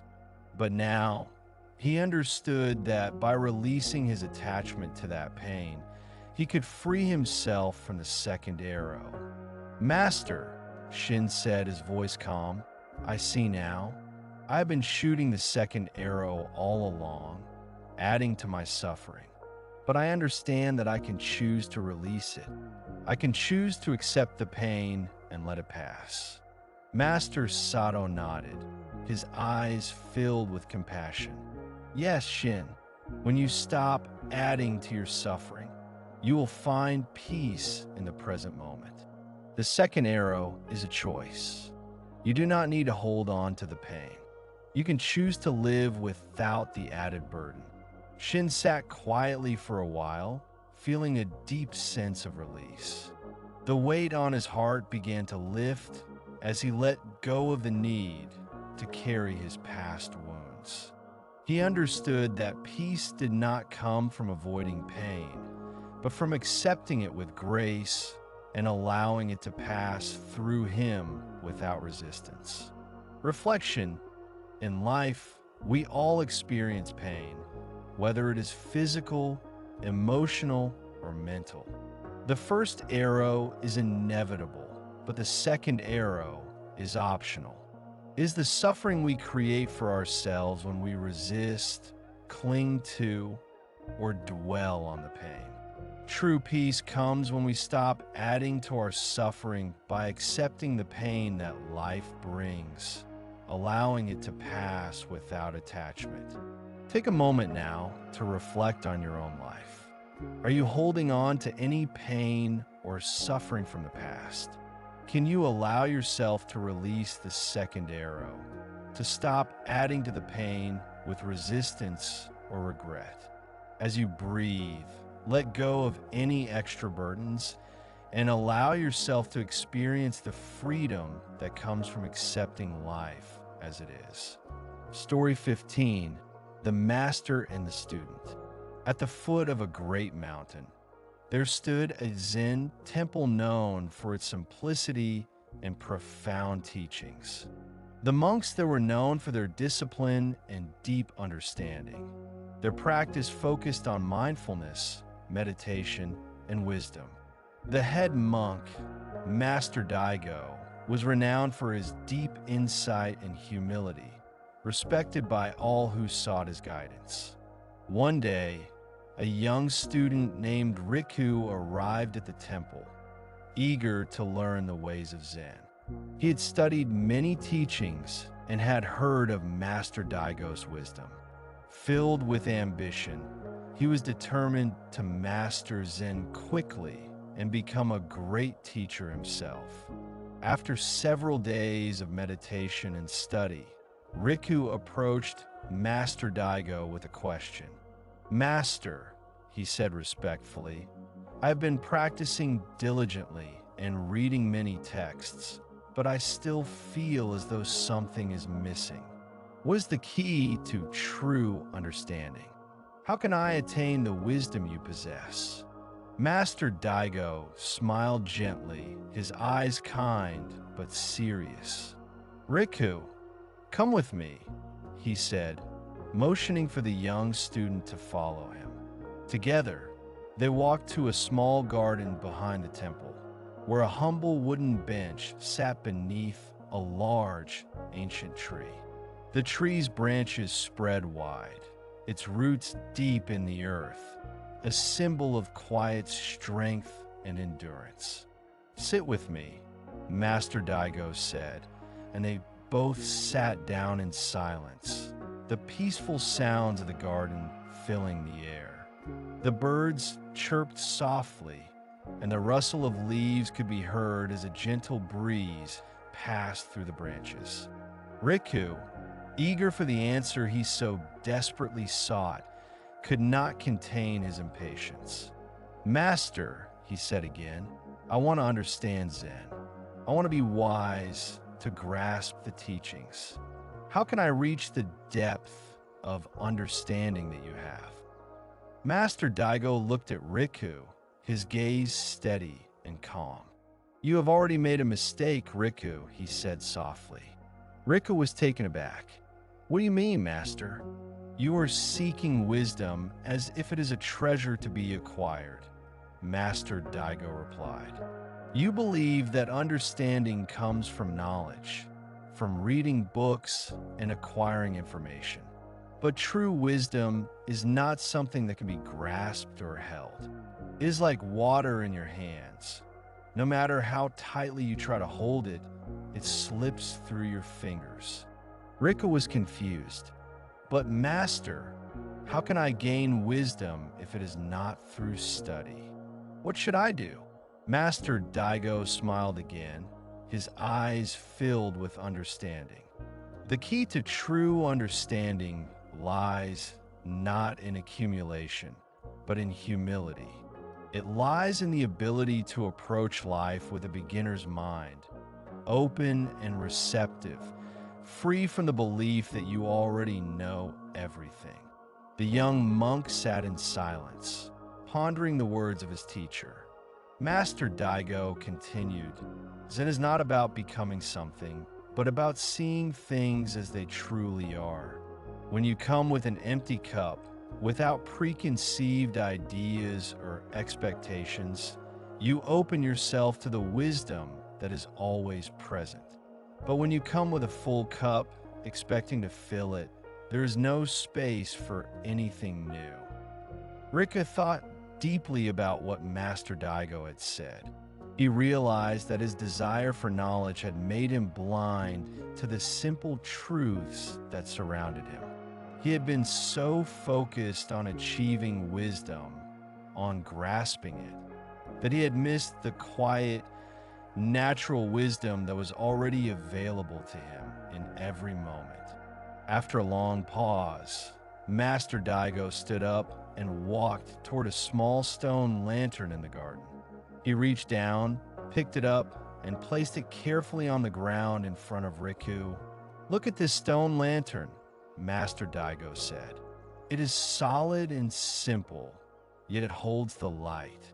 It does not strive to be anything but what it is.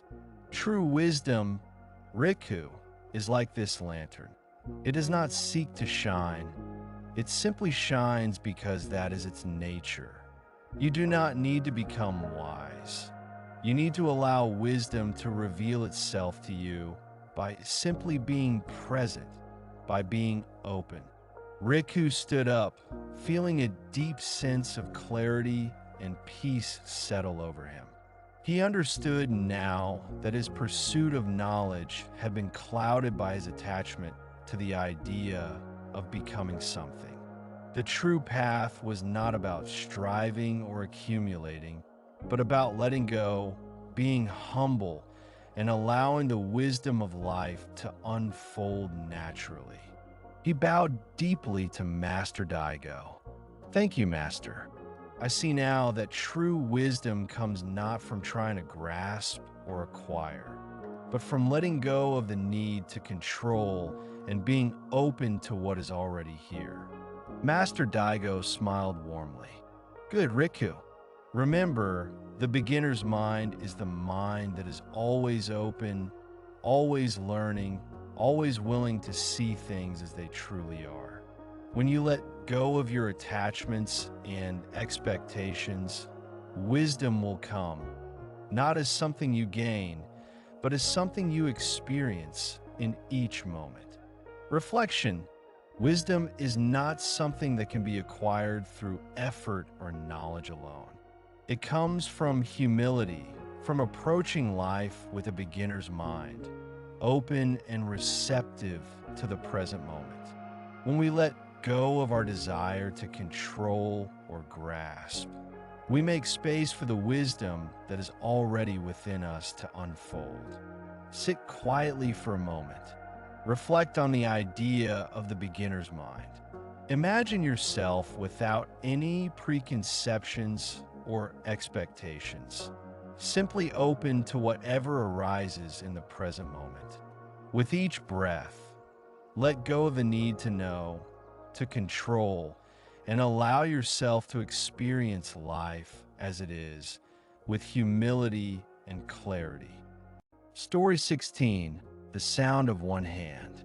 In the hills of a faraway mountain, there was a remote Zen monastery known for its quiet, solitary practice.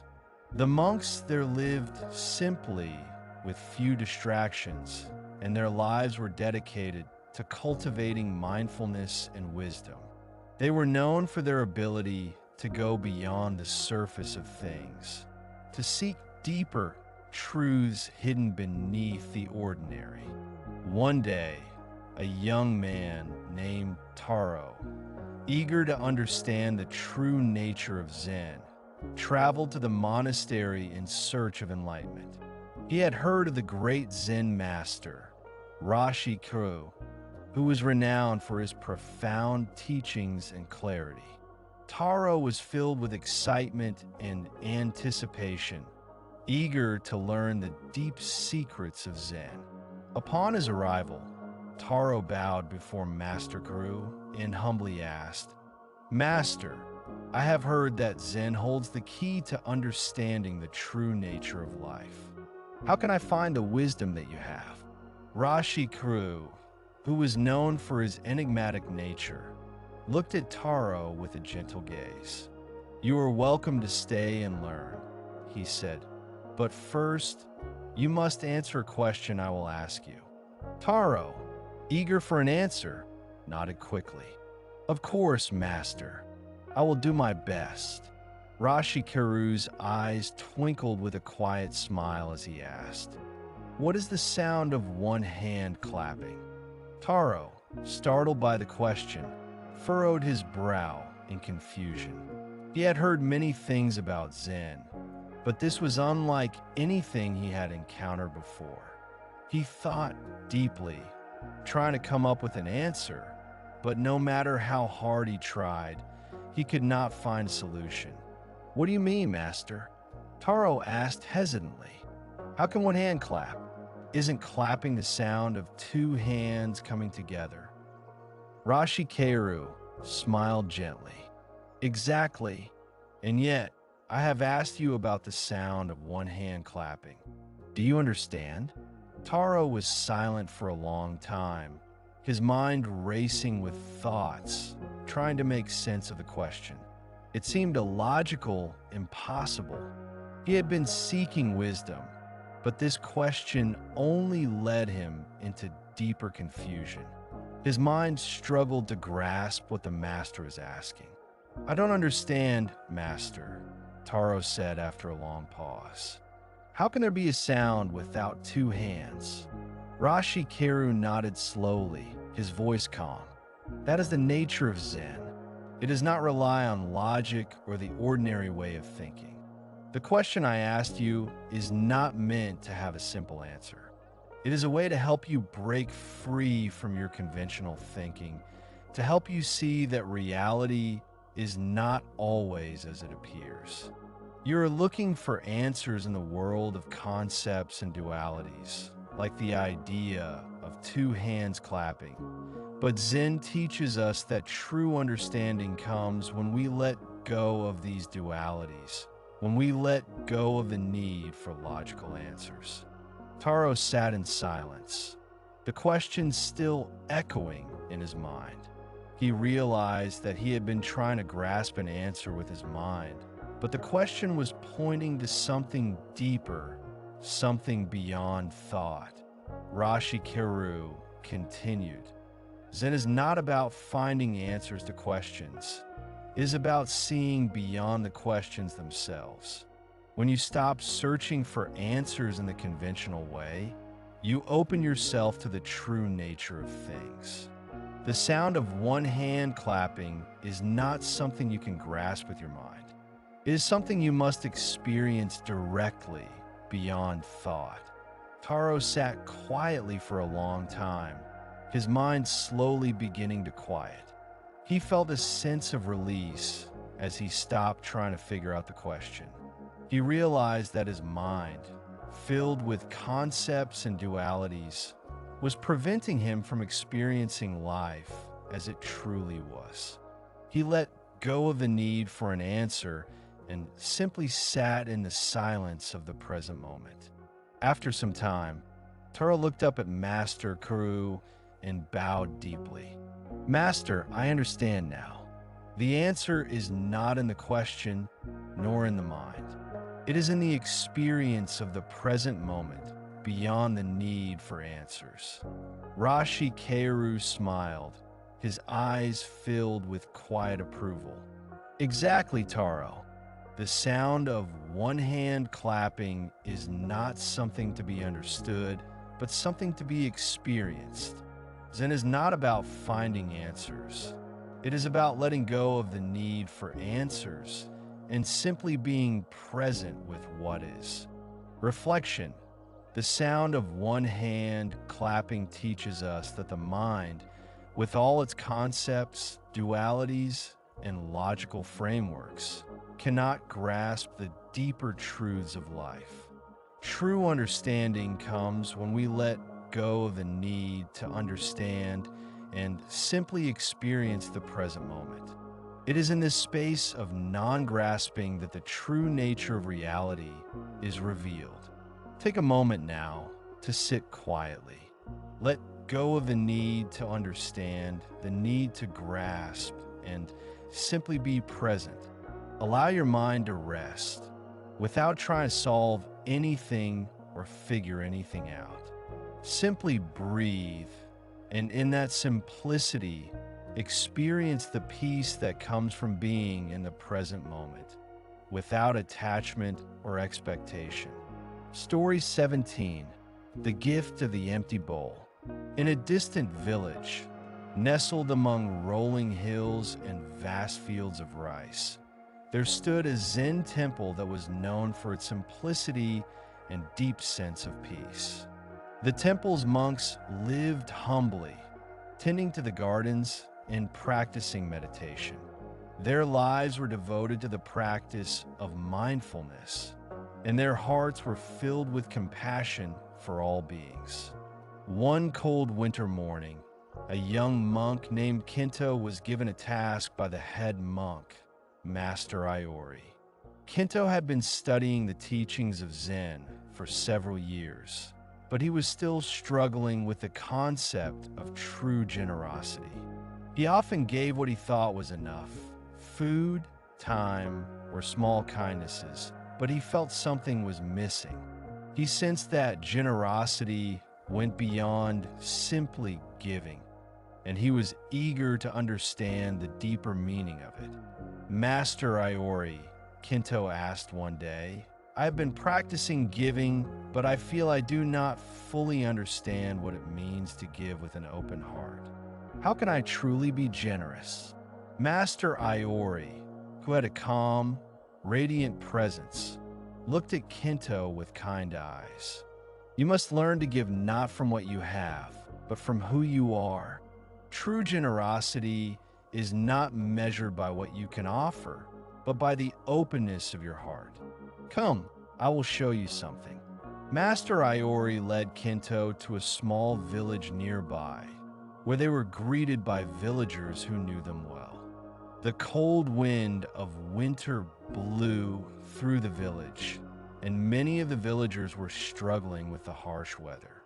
Kento noticed that the villagers had little food and their homes were modest, struggling to provide warmth.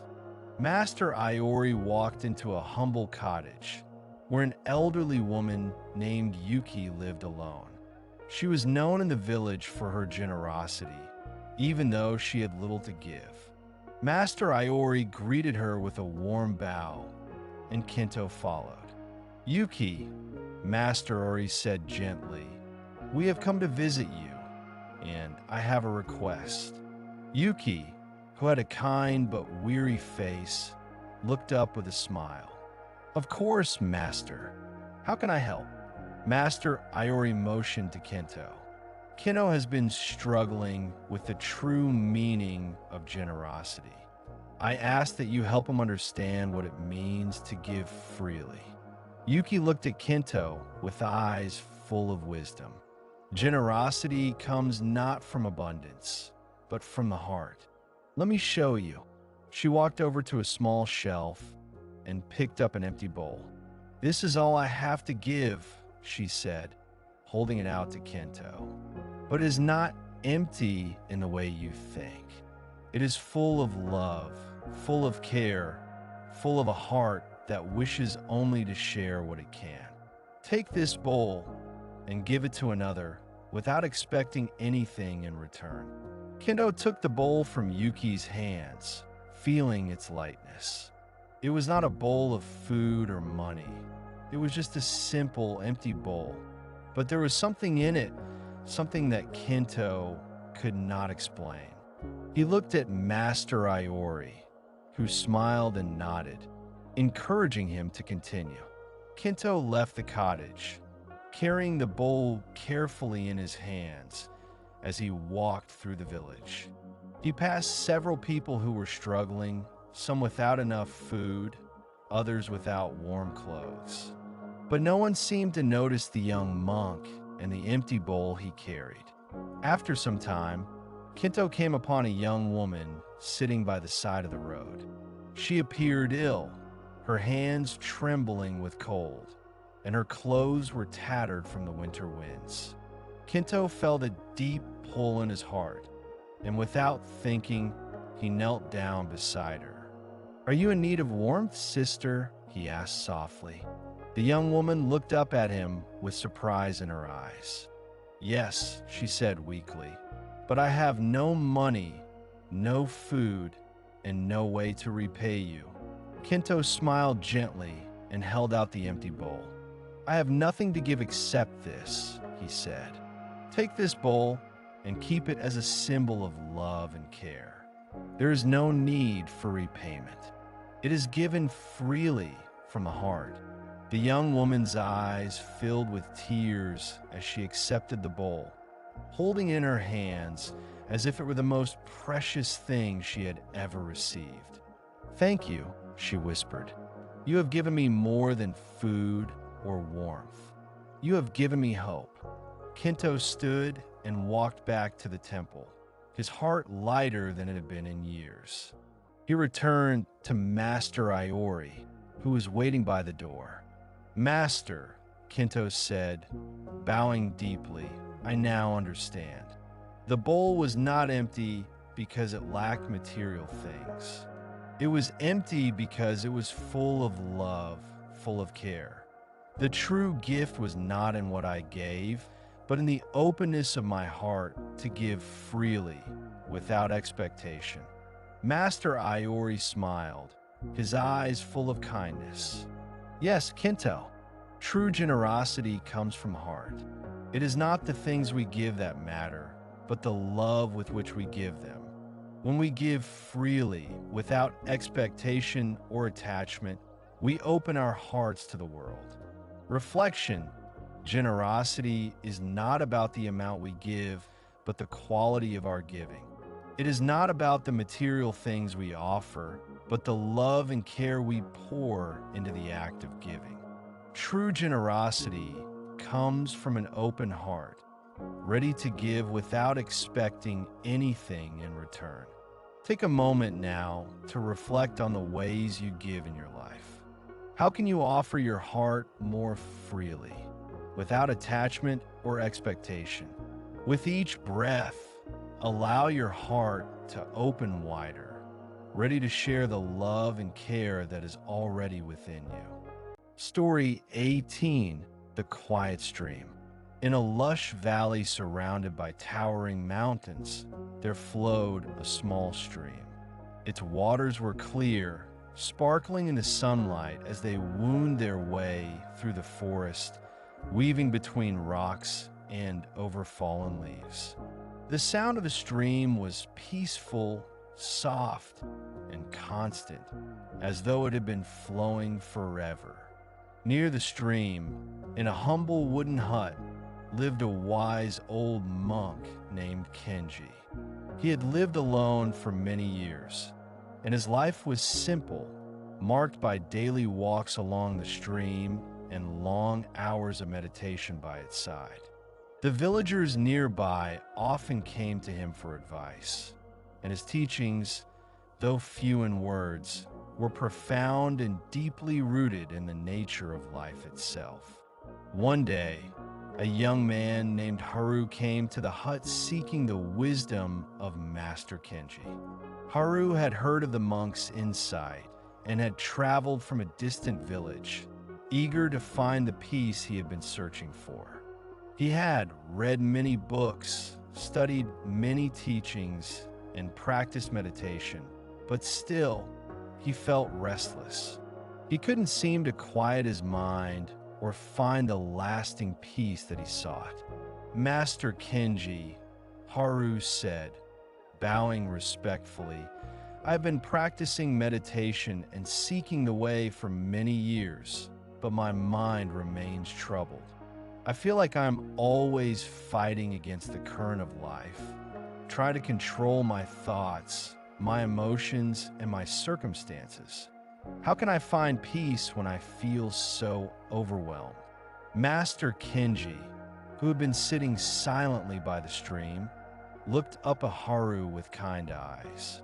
He gestured for him to sit beside him. "Come, Haru, sit with me by the stream, and I will show you something." As Haru sat down beside the old monk, Master Kenji pointed to the stream. "Do you see how the water flows?" he asked. Haru nodded. "Yes, Master.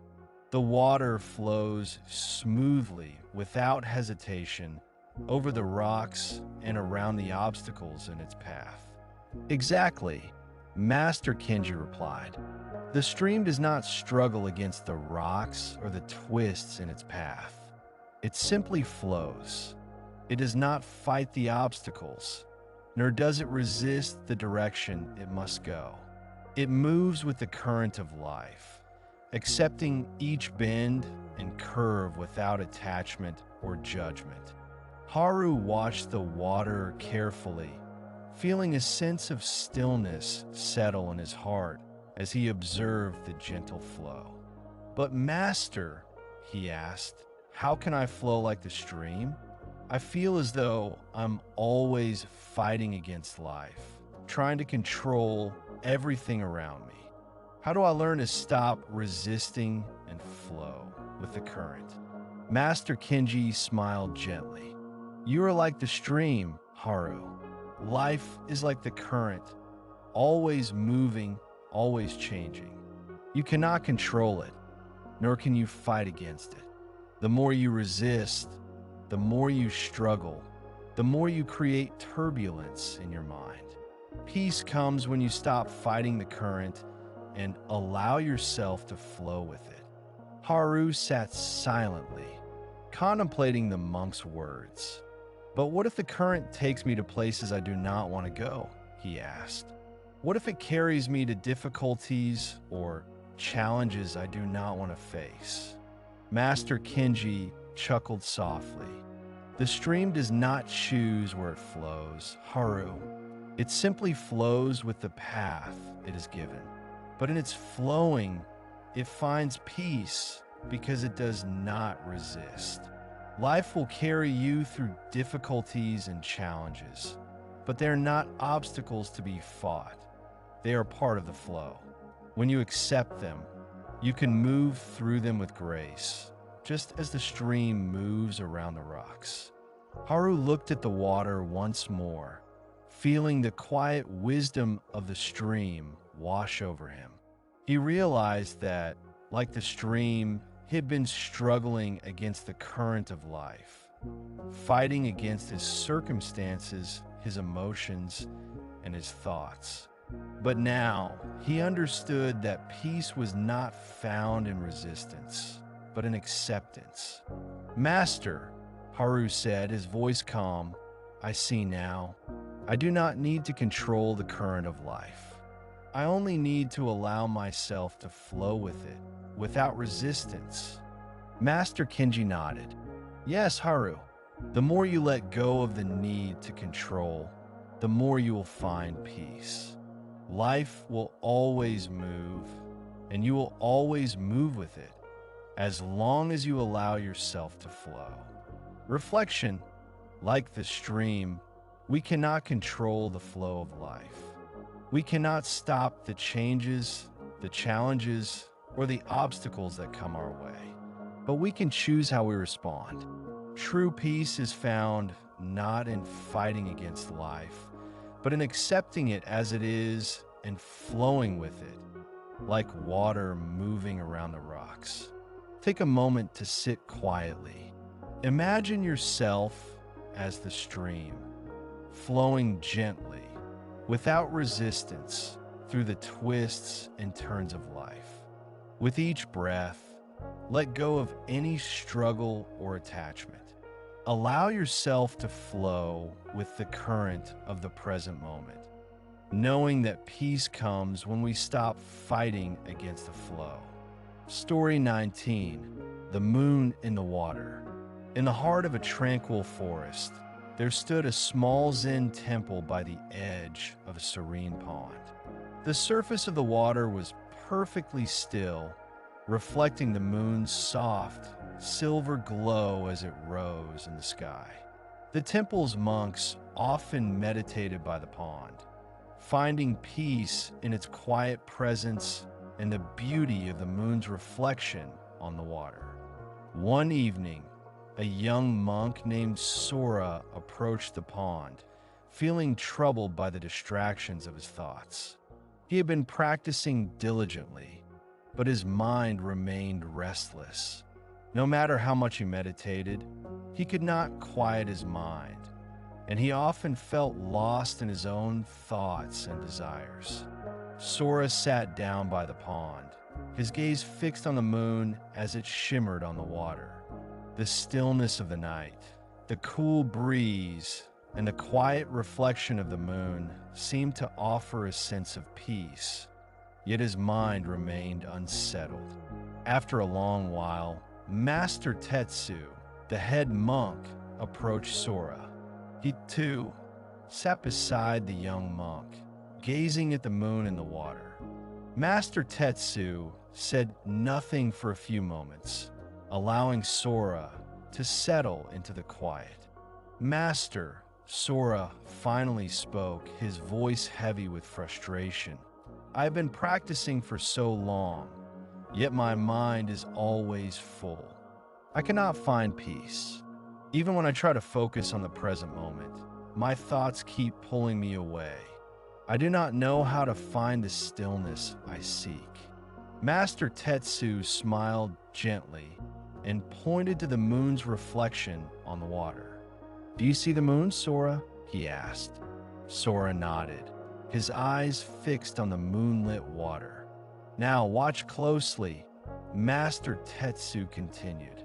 He gently tossed a small stone into the pond, creating ripples that spread across the water. As the ripples expanded, the reflection of the moon became distorted, its light scattered and broken. "Do you see?" Master Tetsu asked. "The moon's reflection is now disturbed.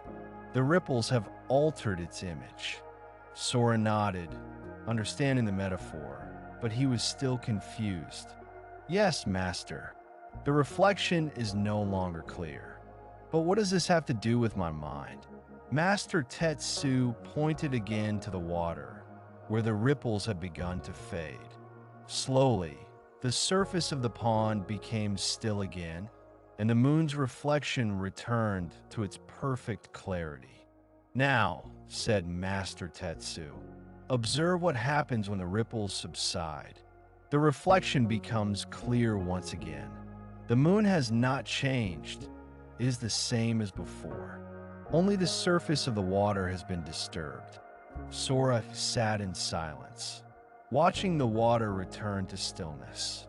He felt a deep understanding beginning to dawn within him.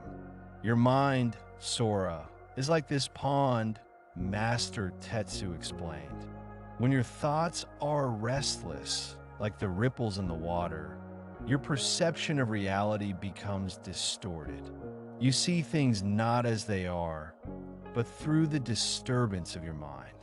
But when your mind is still, like the calm water, you can see clearly. The moon, the truth, the peace is always there, but it is only when the surface of the water settles that you can truly see it." Sora closed his eyes, reflecting on the master's words. He realized that his struggle to find peace was not about eliminating his thoughts, but about allowing them to pass without attachment. The more he resisted them, the more they disturbed his mind. The more he clung to his thoughts, the more his perception of the present moment became clouded. "Master," Sora said softly, "I see now. My mind is like the water, and my thoughts are like the ripples. I do not need to force my thoughts away. I simply need to allow them to settle, and then the reflection of peace will return." Master Tetsu nodded with a gentle smile. "Yes, Sora, the peace you seek is always within you, just as the moon is always in the sky. It is your mind, with its ripples of thought, that distorts your perception. When you let go of the need to control, to grasp, and to cling, you will see the truth clearly, as it is." Sora felt a deep sense of calm wash over him. He understood that peace was not something to be found outside himself, but something to be uncovered by allowing his mind to settle. Just as the moon's reflection could only be clear when the water was still, so too could his mind only find peace when he allowed his thoughts to come and go without resistance. Reflection. Our minds are often like the surface of a pond, disturbed by the ripples of thoughts, worries, and distractions. The truth, the peace, is always there, just like the moon in the sky. But when we allow our minds to settle, when we let go of the need to control or chase after our thoughts, we can see the clarity of the present moment. Take a few moments to sit quietly. As you breathe, imagine your mind as the surface of the pond. With each breath, let the ripples of thought fade and allow the stillness of the water to return. In this stillness, find the peace that is always present. Story 20, The Weight of the Stone. In a quiet village, nestled between rolling hills, there stood an ancient Zen temple. The temple was surrounded by tall trees and lush gardens, a place where the villagers often came to find peace and refuge from their busy lives. The monks who lived there followed a simple, disciplined life, practicing meditation and tending to the land with care. One day, a young monk named Run visited the temple. He had been studying Zen for several years, but he still felt burdened by his attachments to his past, his desires, and his expectations. He longed for freedom from the weight he carried, but no matter how much he meditated, he still felt heavy with the weight of his thoughts and emotions. Rin approached the head monk, Master Shin, with a question that had been weighing on his heart. "Master Shin," he said, bowing deeply, I have been practicing for many years, but I still feel burdened by my attachments. No matter how much I try to let go, I feel as though I carry a heavy stone within me. How can I find the freedom I seek? Master Shin, who had a calm and steady presence, smiled kindly and motioned for Ren to follow him.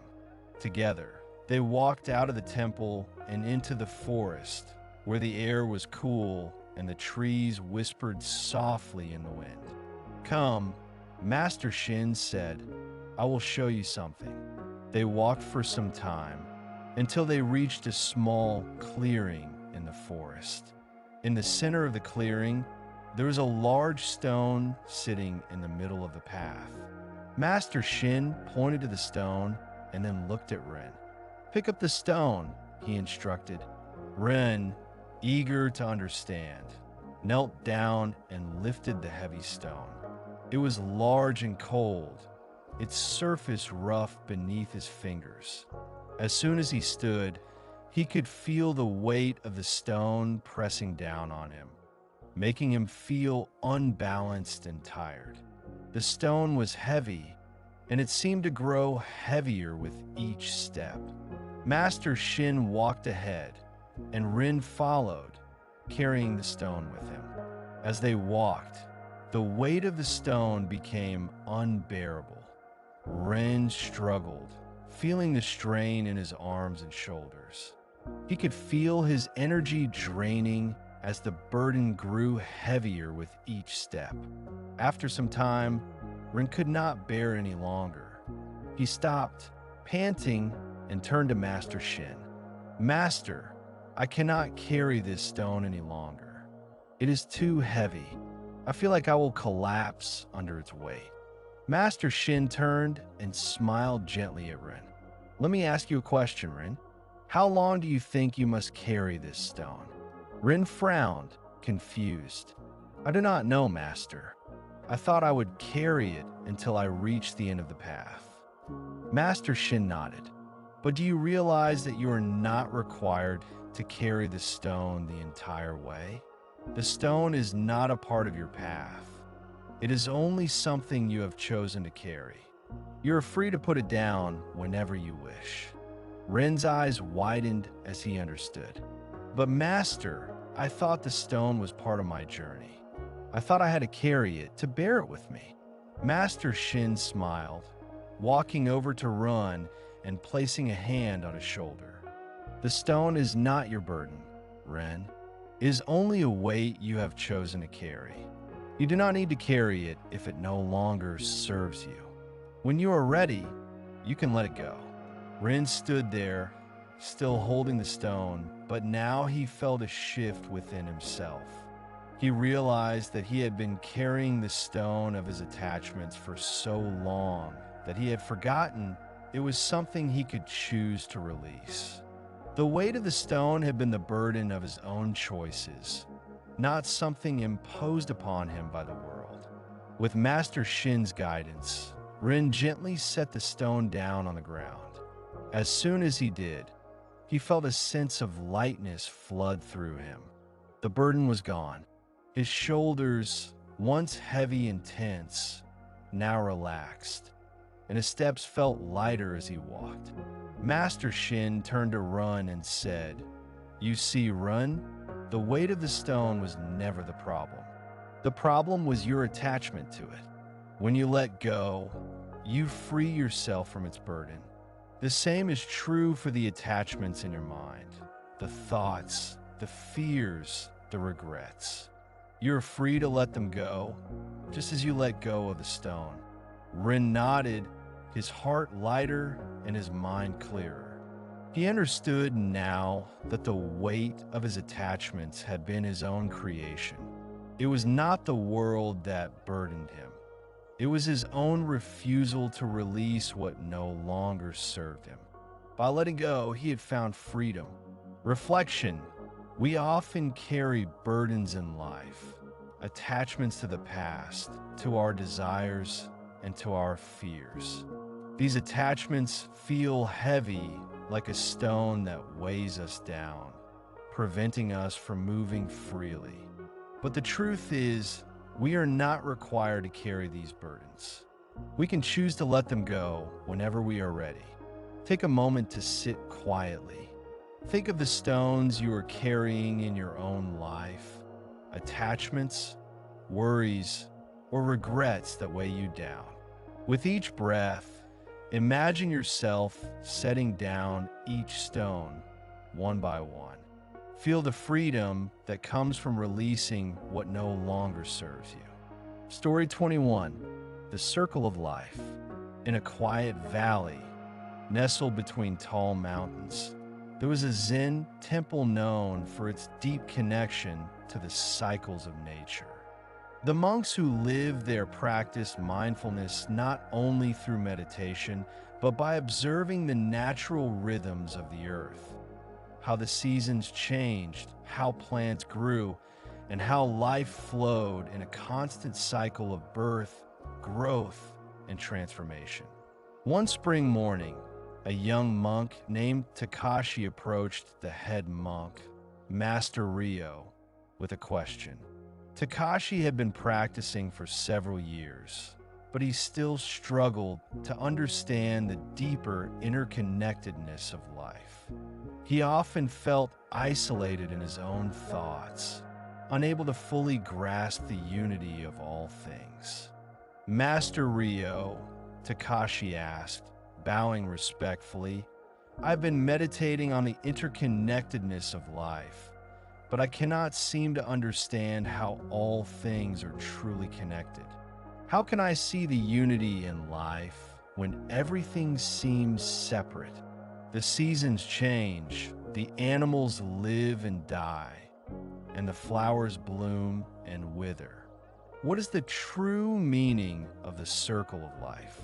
Master Ryo smiled gently and motioned for Takashi to follow him.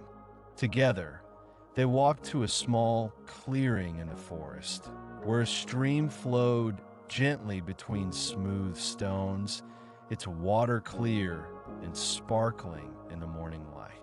The air was filled with the scent of wildflowers, and the distant sound of birdsong echoed through the trees.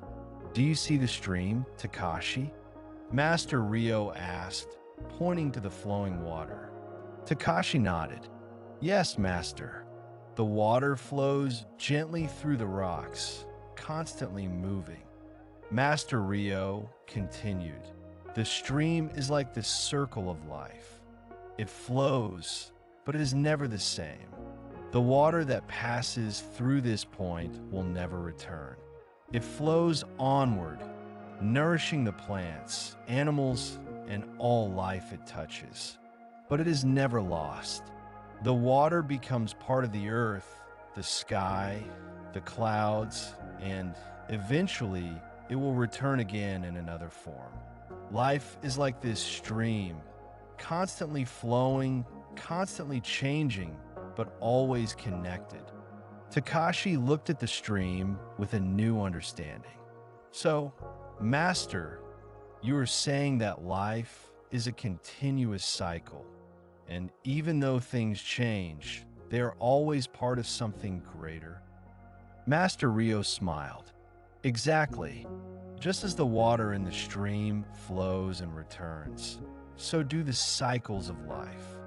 The flowers bloom and wither, but they leave behind seeds that will grow into new life. The animals live and die, but their existence nourishes the earth and contributes to the balance of life. Everything is connected in this circle. Even death is not an end, but a transformation, a part of the ongoing flow of life.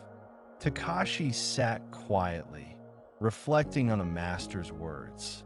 He understood now that his perception of life as separate and fragmented was an illusion.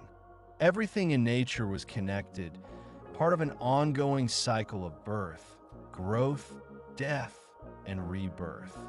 The flowers, the trees, the animals, and even the changing seasons were all part of the same flow, constantly transforming and renewing. But how can I live in harmony with this cycle? Takashi asked, I often feel overwhelmed by the changes in my life. How can I embrace the flow without resisting it? Master Rio walked to the edge of the stream and knelt down, dipping his hand into the cool water. He lifted a handful of water, letting it slip through his fingers. Do you see? Master Rio said, his voice gentle. The water does not resist the flow. It moves effortlessly, following the path of least resistance. It nourishes all that it touches, but it does not cling to anything. Life is like this water. When we flow with it, we embrace each moment, knowing that it is part of a greater whole. We let go of the need to control or hold onto the past. We flow with life, accepting both the joys and the sorrows as part of the cycle. Takashi closed his eyes, feeling the peace of the moment settle within him. He understood now that true harmony came not from resisting the changes of life, but from accepting them and flowing with them, just as the water flows with the stream. Reflection. Life is a continuous cycle, a circle of birth, growth, change, and transformation. Everything is interconnected, and every moment is part of a larger flow. Just as the water in the stream flows effortlessly, so too can we learn to live in harmony with the rhythms of life. The key is to accept the changes, to flow with the cycle, and to trust that everything has its place in the greater whole. Take a moment now to sit quietly and reflect on the flow of life.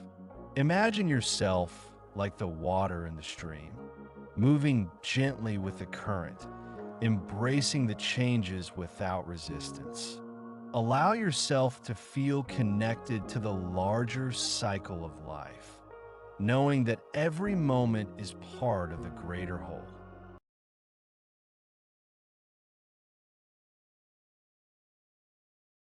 Story 22, The Silent Teaching. In a remote village at the base of a sacred mountain, there stood a Zen monastery known for its peaceful atmosphere and its emphasis on meditation and mindfulness. The monks who lived there spent their days in quiet reflection, seeking wisdom not through words, but through stillness and silence. The teachings of the monastery were simple: to live in harmony with nature, to let go of attachment, and to find the deepest truths in the present moment. One day, a young man named Tetsu arrived at the monastery, seeking the wisdom of the head monk, Master Zenko. Tetsu had heard much about the master's ability to impart profound teachings, and he had traveled long and far in search of guidance. However, when he arrived, he found that Master Zenko did not speak much at all. Tetsu, eager for wisdom, approached the master and asked, Master Zenko, I have heard of your deep wisdom. Please teach me the way of Zen. I have spent years studying and practicing, but I still feel lost. How can I find the true path to peace? Master Zenko looked at Tetsu, his eyes calm and steady, but said nothing. Instead, he motioned for Tetsu to follow him to the monastery's garden, where a small pond sat surrounded by flowering trees. The sun was beginning to set, casting a warm golden light over the scene. Tetsu, unsure of what to expect, followed the master silently. They arrived at the edge of the pond, and Master Zenko gestured to the water. Sit, he said quietly. Tetsu sat beside the master, gazing at the water.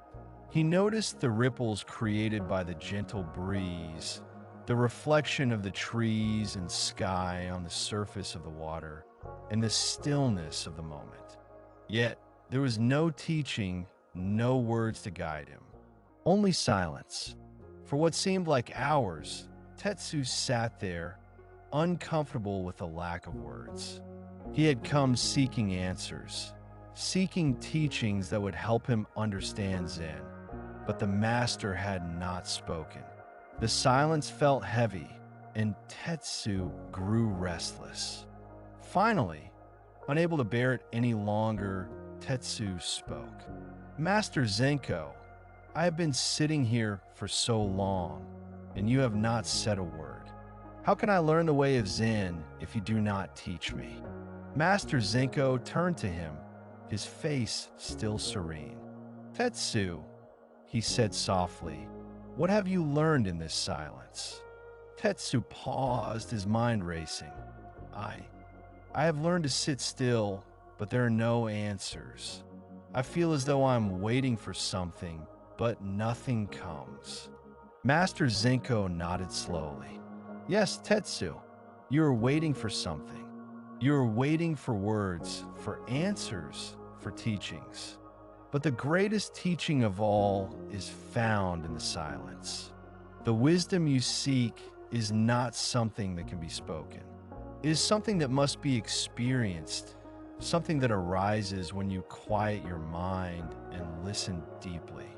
Tetsu's heart felt lighter as he sat there, his restless thoughts beginning to settle. He understood now that Zen was not about acquiring knowledge or receiving answers in words. It was about experiencing the present moment fully, without the need for explanation. The silence was not an absence of teaching. It was the teaching itself. Master Zenko continued, "Zen is not about filling your mind with thoughts or concepts. It is about emptying your mind, letting go of expectations, and being fully present with what is. The answer is not in the words, but in the experience of being here, now, with no need to understand." Tetsu sat in silence, allowing the wisdom of the moment to sink in. He realized that his search for answers had kept him trapped in his mind, always looking for something outside of himself. But in this silence, he found a deep peace, a stillness that did not require explanation. It was enough to simply be, to listen without expectation. After a long time, Master Zenko stood up and smiled at Tetsu. "Now you have learned," he said quietly. "Reflection. The greatest wisdom often arises in silence, in the stillness of the present moment. When we stop seeking answers and simply allow ourselves to be fully present, we can experience the deeper truths of life." Zen teaches us that wisdom is not something that can be grasped with the mind, but something that is revealed when we listen with our hearts and release the need for explanation.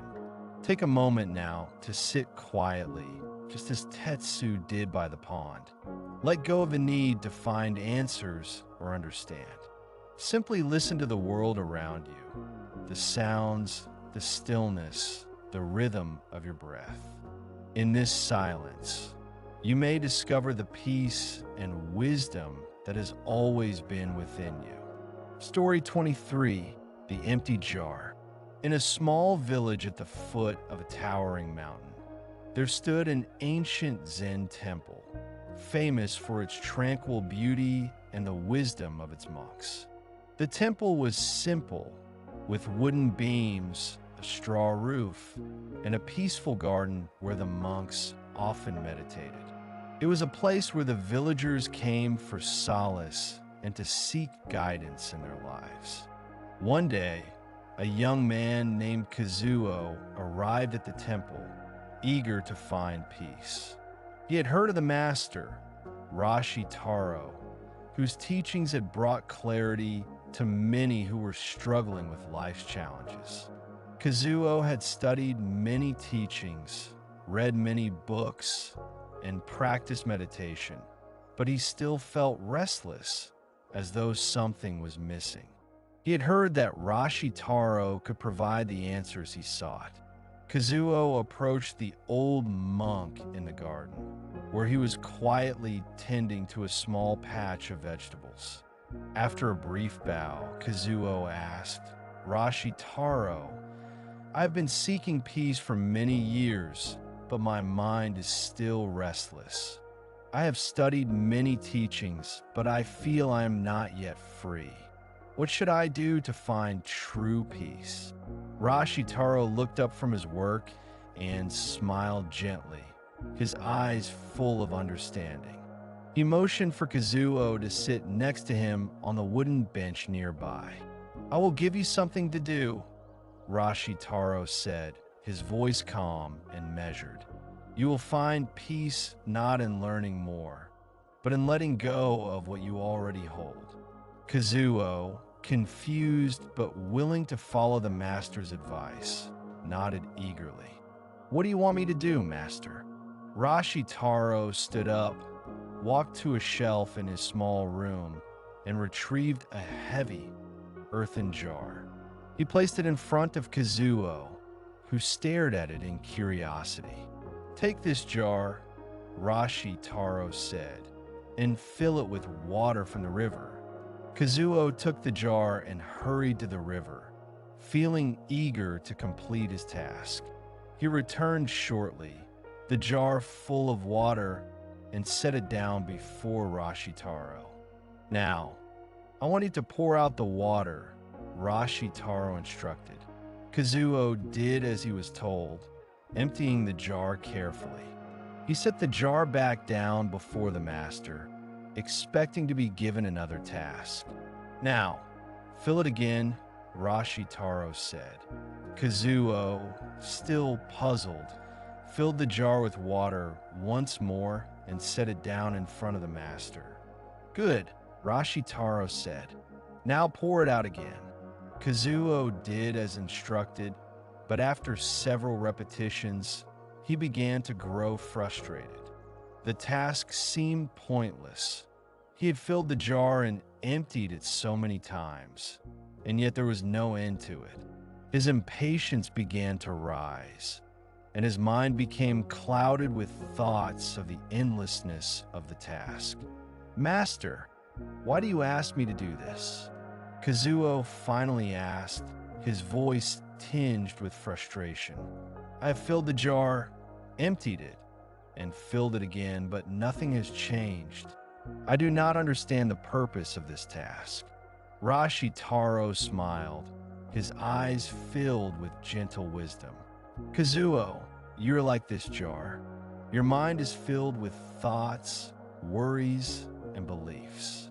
You have gathered so many things, trying to find peace, but the jar remains full. How can you receive anything new when there is no space for it?" Kazuo stared at the jar, his heart beginning to understand. "But master, I don't want to let go of my thoughts. I don't want to empty my mind. I fear that if I empty it, there will be nothing left." Rashi Taro nodded slowly, his gaze soft but steady. "You fear that there is nothing in emptiness. But true peace is found in the emptiness, in the space that allows new things to arise. When the jar is full, there is no room for anything else. But when it is empty, it is open, and it can receive what is needed. The same is true for your mind. You must empty yourself of attachments, expectations, and the clutter of your thoughts to make space for the peace that is already within you." Kazuo sat in silence, reflecting on the master's words. He understood now that he had been holding on to so many ideas, beliefs, and expectations, believing that they were necessary for his peace. But they had only filled his mind with noise, preventing him from experiencing true stillness. Rashitaro continued. You do not need to add more knowledge or experiences to find peace. You need to let go of what you are holding on to.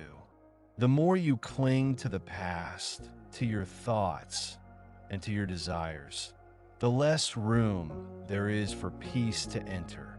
Kazuo closed his eyes and took a deep breath. Slowly, he began to release the thoughts and worries that had filled his mind. He let go of the need to understand everything, the fear of emptiness, and the desire for answers. He allowed his mind to become still, just as the empty jar was still, open, and ready to receive. After a long silence, Kazuo opened his eyes and looked at Rashitaro.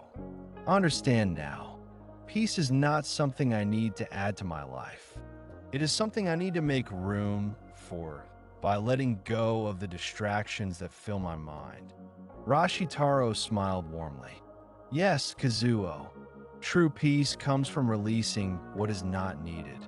The empty jar is not empty in the way you think. It is full of possibility, full of openness, and full of life. When you empty your mind, you make room for what is truly important: clarity, stillness, and the peace that arises when you are free from attachment. Reflection. Like the jar, we often fill our minds with distractions, worries, and attachments, leaving no space for peace to enter. True peace comes when we let go of these distractions, allowing ourselves to be empty, not in a negative sense, but in a way that creates space for clarity and stillness. Take a moment now to sit quietly. Imagine your mind as the jar, filled with thoughts and concerns. With each breath, gently empty the jar. Let go of any unnecessary attachments and allow your mind to become open, still, and ready to receive the peace that is already within you. Story 24. The Sound of Silence. In a distant village, high in the mountains, there was a Zen temple known for its emphasis on meditation and the practice of silence. The monks who lived there spent long hours in stillness, seeking wisdom not through words, but through the deep quiet of the mind. It was said that the silence in the temple was so profound that even the birds seemed to sing softly, as if they too respected the peace of the place. One day, a young traveler named Yuji arrived at the temple. He had heard much about the wisdom of the Zen monks, and he had traveled a long way in search of clarity and peace. However, he was unsure how to begin his practice. He had studied many texts, practiced many forms of meditation, and yet he still felt restless, always searching for something he could not quite grasp. Yuji went to see the head monk, Master Kaido, who was known for his deep understanding of silence. Master Kaido sat in the temple's courtyard, a serene figure surrounded by the quiet beauty of nature. Yuji approached him respectfully and asked, "Master, I have traveled far to learn the ways of Zen. I have practiced meditation and studied many teachings, but my mind is still restless. I feel as though I cannot find peace. Please, show me the path." Master Kaido looked at Yuji, his eyes full of understanding. He nodded and motioned for Yuji to sit beside him. The two sat together in silence, watching the sunlight filter through the leaves of the trees. The air was still, and the only sound was the faint rustling of the wind in the branches. After a long pause, Master Kaido spoke, his voice soft and calm. "Yuji, do you hear the sound of the wind?" Yuji listened carefully, the faint rustling of leaves the only sound around them. Yes, master, he replied. I hear it. Master Kaido nodded. Now listen again, Yuji. Can you hear the silence in the wind? Yuji was puzzled. The silence in the wind, master? I only hear the rustling of the leaves. Master Kaido smiled gently. The sound of the wind is made up of moments of silence, Yuji. In between the rustling leaves, there is silence. In every sound, there is a space of quietness that makes the sound possible. The wind itself is not just the rustling. It is also the quiet moments between the rustles. Yuji sat in silence, contemplating the master's words. As he listened to the wind, he began to notice the pauses, the spaces between the sounds, and the stillness that existed even in the presence of noise. Master, Yuji said after a moment, I understand. The sound of the wind is not just the rustling. It is the quietness between the sounds, the spaces where no noise exists. And this silence is what makes the sound possible. Master Kaido nodded. Yes, Yuji. Silence is not the absence of sound. It is the space that makes all things possible. The same is true for the mind. When the mind is full of noise, it is difficult to find peace. But when the mind is still, like the silence between the sounds, it can hear the deeper wisdom that lies beyond the noise. Yuji felt a deep sense of clarity as he sat with this new understanding. He realized that he had been searching for peace in the noise of his thoughts, always trying to grasp something that seemed just out of reach. But peace was not something to be found in the constant chatter of the mind. It was in the stillness, the spaces between the thoughts, where true peace could be found. Master Kaido smiled gently at him. In Zen, we do not seek to eliminate the noise of the mind, but to recognize the silence that exists within it. When we learn to be present with both the noise and the silence, we can find a deep peace that is always there, waiting for us. Reflection. True peace is not the absence of sound or distraction. It is found in the spaces between the noise, in the quiet moments where the mind is still. In life, we often seek peace by trying to eliminate the distractions, but the true path to peace is through embracing both the noise and the silence. When we learn to rest in the quiet spaces, we can hear the deeper wisdom that lies beyond the surface. Sit quietly now and take a few deep breaths. As you breathe, notice the spaces between your thoughts. Just as the wind has moments of silence, your mind has moments of stillness. Allow yourself to rest in these spaces, knowing that peace is always present, even in the noise. Story 25, The Stillness of the Mountain. In a distant land, where the mountains touched the sky and the valleys were shrouded in mist, there stood a Zen temple known for its serene surroundings. The temple was perched at the foot of a great mountain, its tall peaks rising above the clouds. The monks of this temple practiced in silence, meditating daily on the quiet strength of the mountain, which had stood for centuries, unmoving and constant. One day, a young monk named Saito arrived at the temple, seeking wisdom. He had traveled from far away, filled with ambition and the desire to understand the true nature of Zen. He had practiced for many years, but still, he felt as though something was missing. He could not quiet the restlessness in his mind, and no matter how hard he tried, he could not find the stillness that the great master spoke of. Upon his arrival, Saito sought the guidance of the head monk, Master Ryu. The old master was known for his deep wisdom, and his presence was like that of the mountain, calm, steady, and unshakable. Master Ryu, Saito said humbly, bowing before him, I have been practicing Zen for many years, but I still feel unrest in my heart. I seek the stillness that I have heard so much about, but I cannot find it. Please show me the way. Master Ryu looked at Saito with understanding, his eyes as steady as the mountains themselves. He did not speak for a moment, but then, with a gentle smile, he said, Come with me, Saito. I will show you something.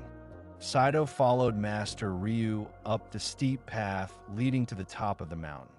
The climb was difficult, but the air was fresh and the scenery breathtaking.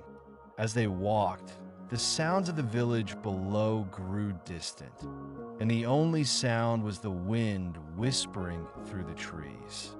After hours of climbing, they reached the summit, where the view was vast and awe-inspiring. The sun was setting, casting a warm golden light across the valleys below. The mountains stretched in all directions, their peaks rising into the sky as if touching the heavens. Master Ryu motioned for Saito to sit beside him on a large stone. They sat in silence, gazing out over the mountain range, the stillness of the scene enveloping them. Saito, still restless, spoke after a long silence. Master, I have come to the top of this mountain, but my mind is still restless. I can feel the wind, I can hear the sound of the earth, but my mind is still full of noise. How can I find the stillness that you speak of? Master Ryu turned to Saito, his voice calm and steady. Look at the mountain, Saito. Do you see how it stands, unmoving, steady, and constant? Saito nodded, his eyes following the ridges of the mountain as they stretched across the horizon. Yes, Master. The mountain is still unwavering. Master Ryu smiled gently. The mountain does not move because it is grounded in the earth. It does not strive, it does not struggle, it simply is. The mountain does not need to seek stillness because it is already still. It does not fight against the wind, the rain, or the snow. It allows them to pass, knowing that they are temporary. The mountain stands firm, not because it fights against change, but because it accepts it. Saito closed his eyes, allowing the master's words to sink in. He felt a deep sense of peace in the stillness of the mountain. The restlessness in his mind began to fade as he sat in silence, observing the world around him without judgment or attachment. Master Ryu continued, In the same way, you must learn to stand like the mountain. You do not need to seek stillness. You need to stop resisting the flow of life. Life will bring challenges, just as the mountain faces the wind and the rain.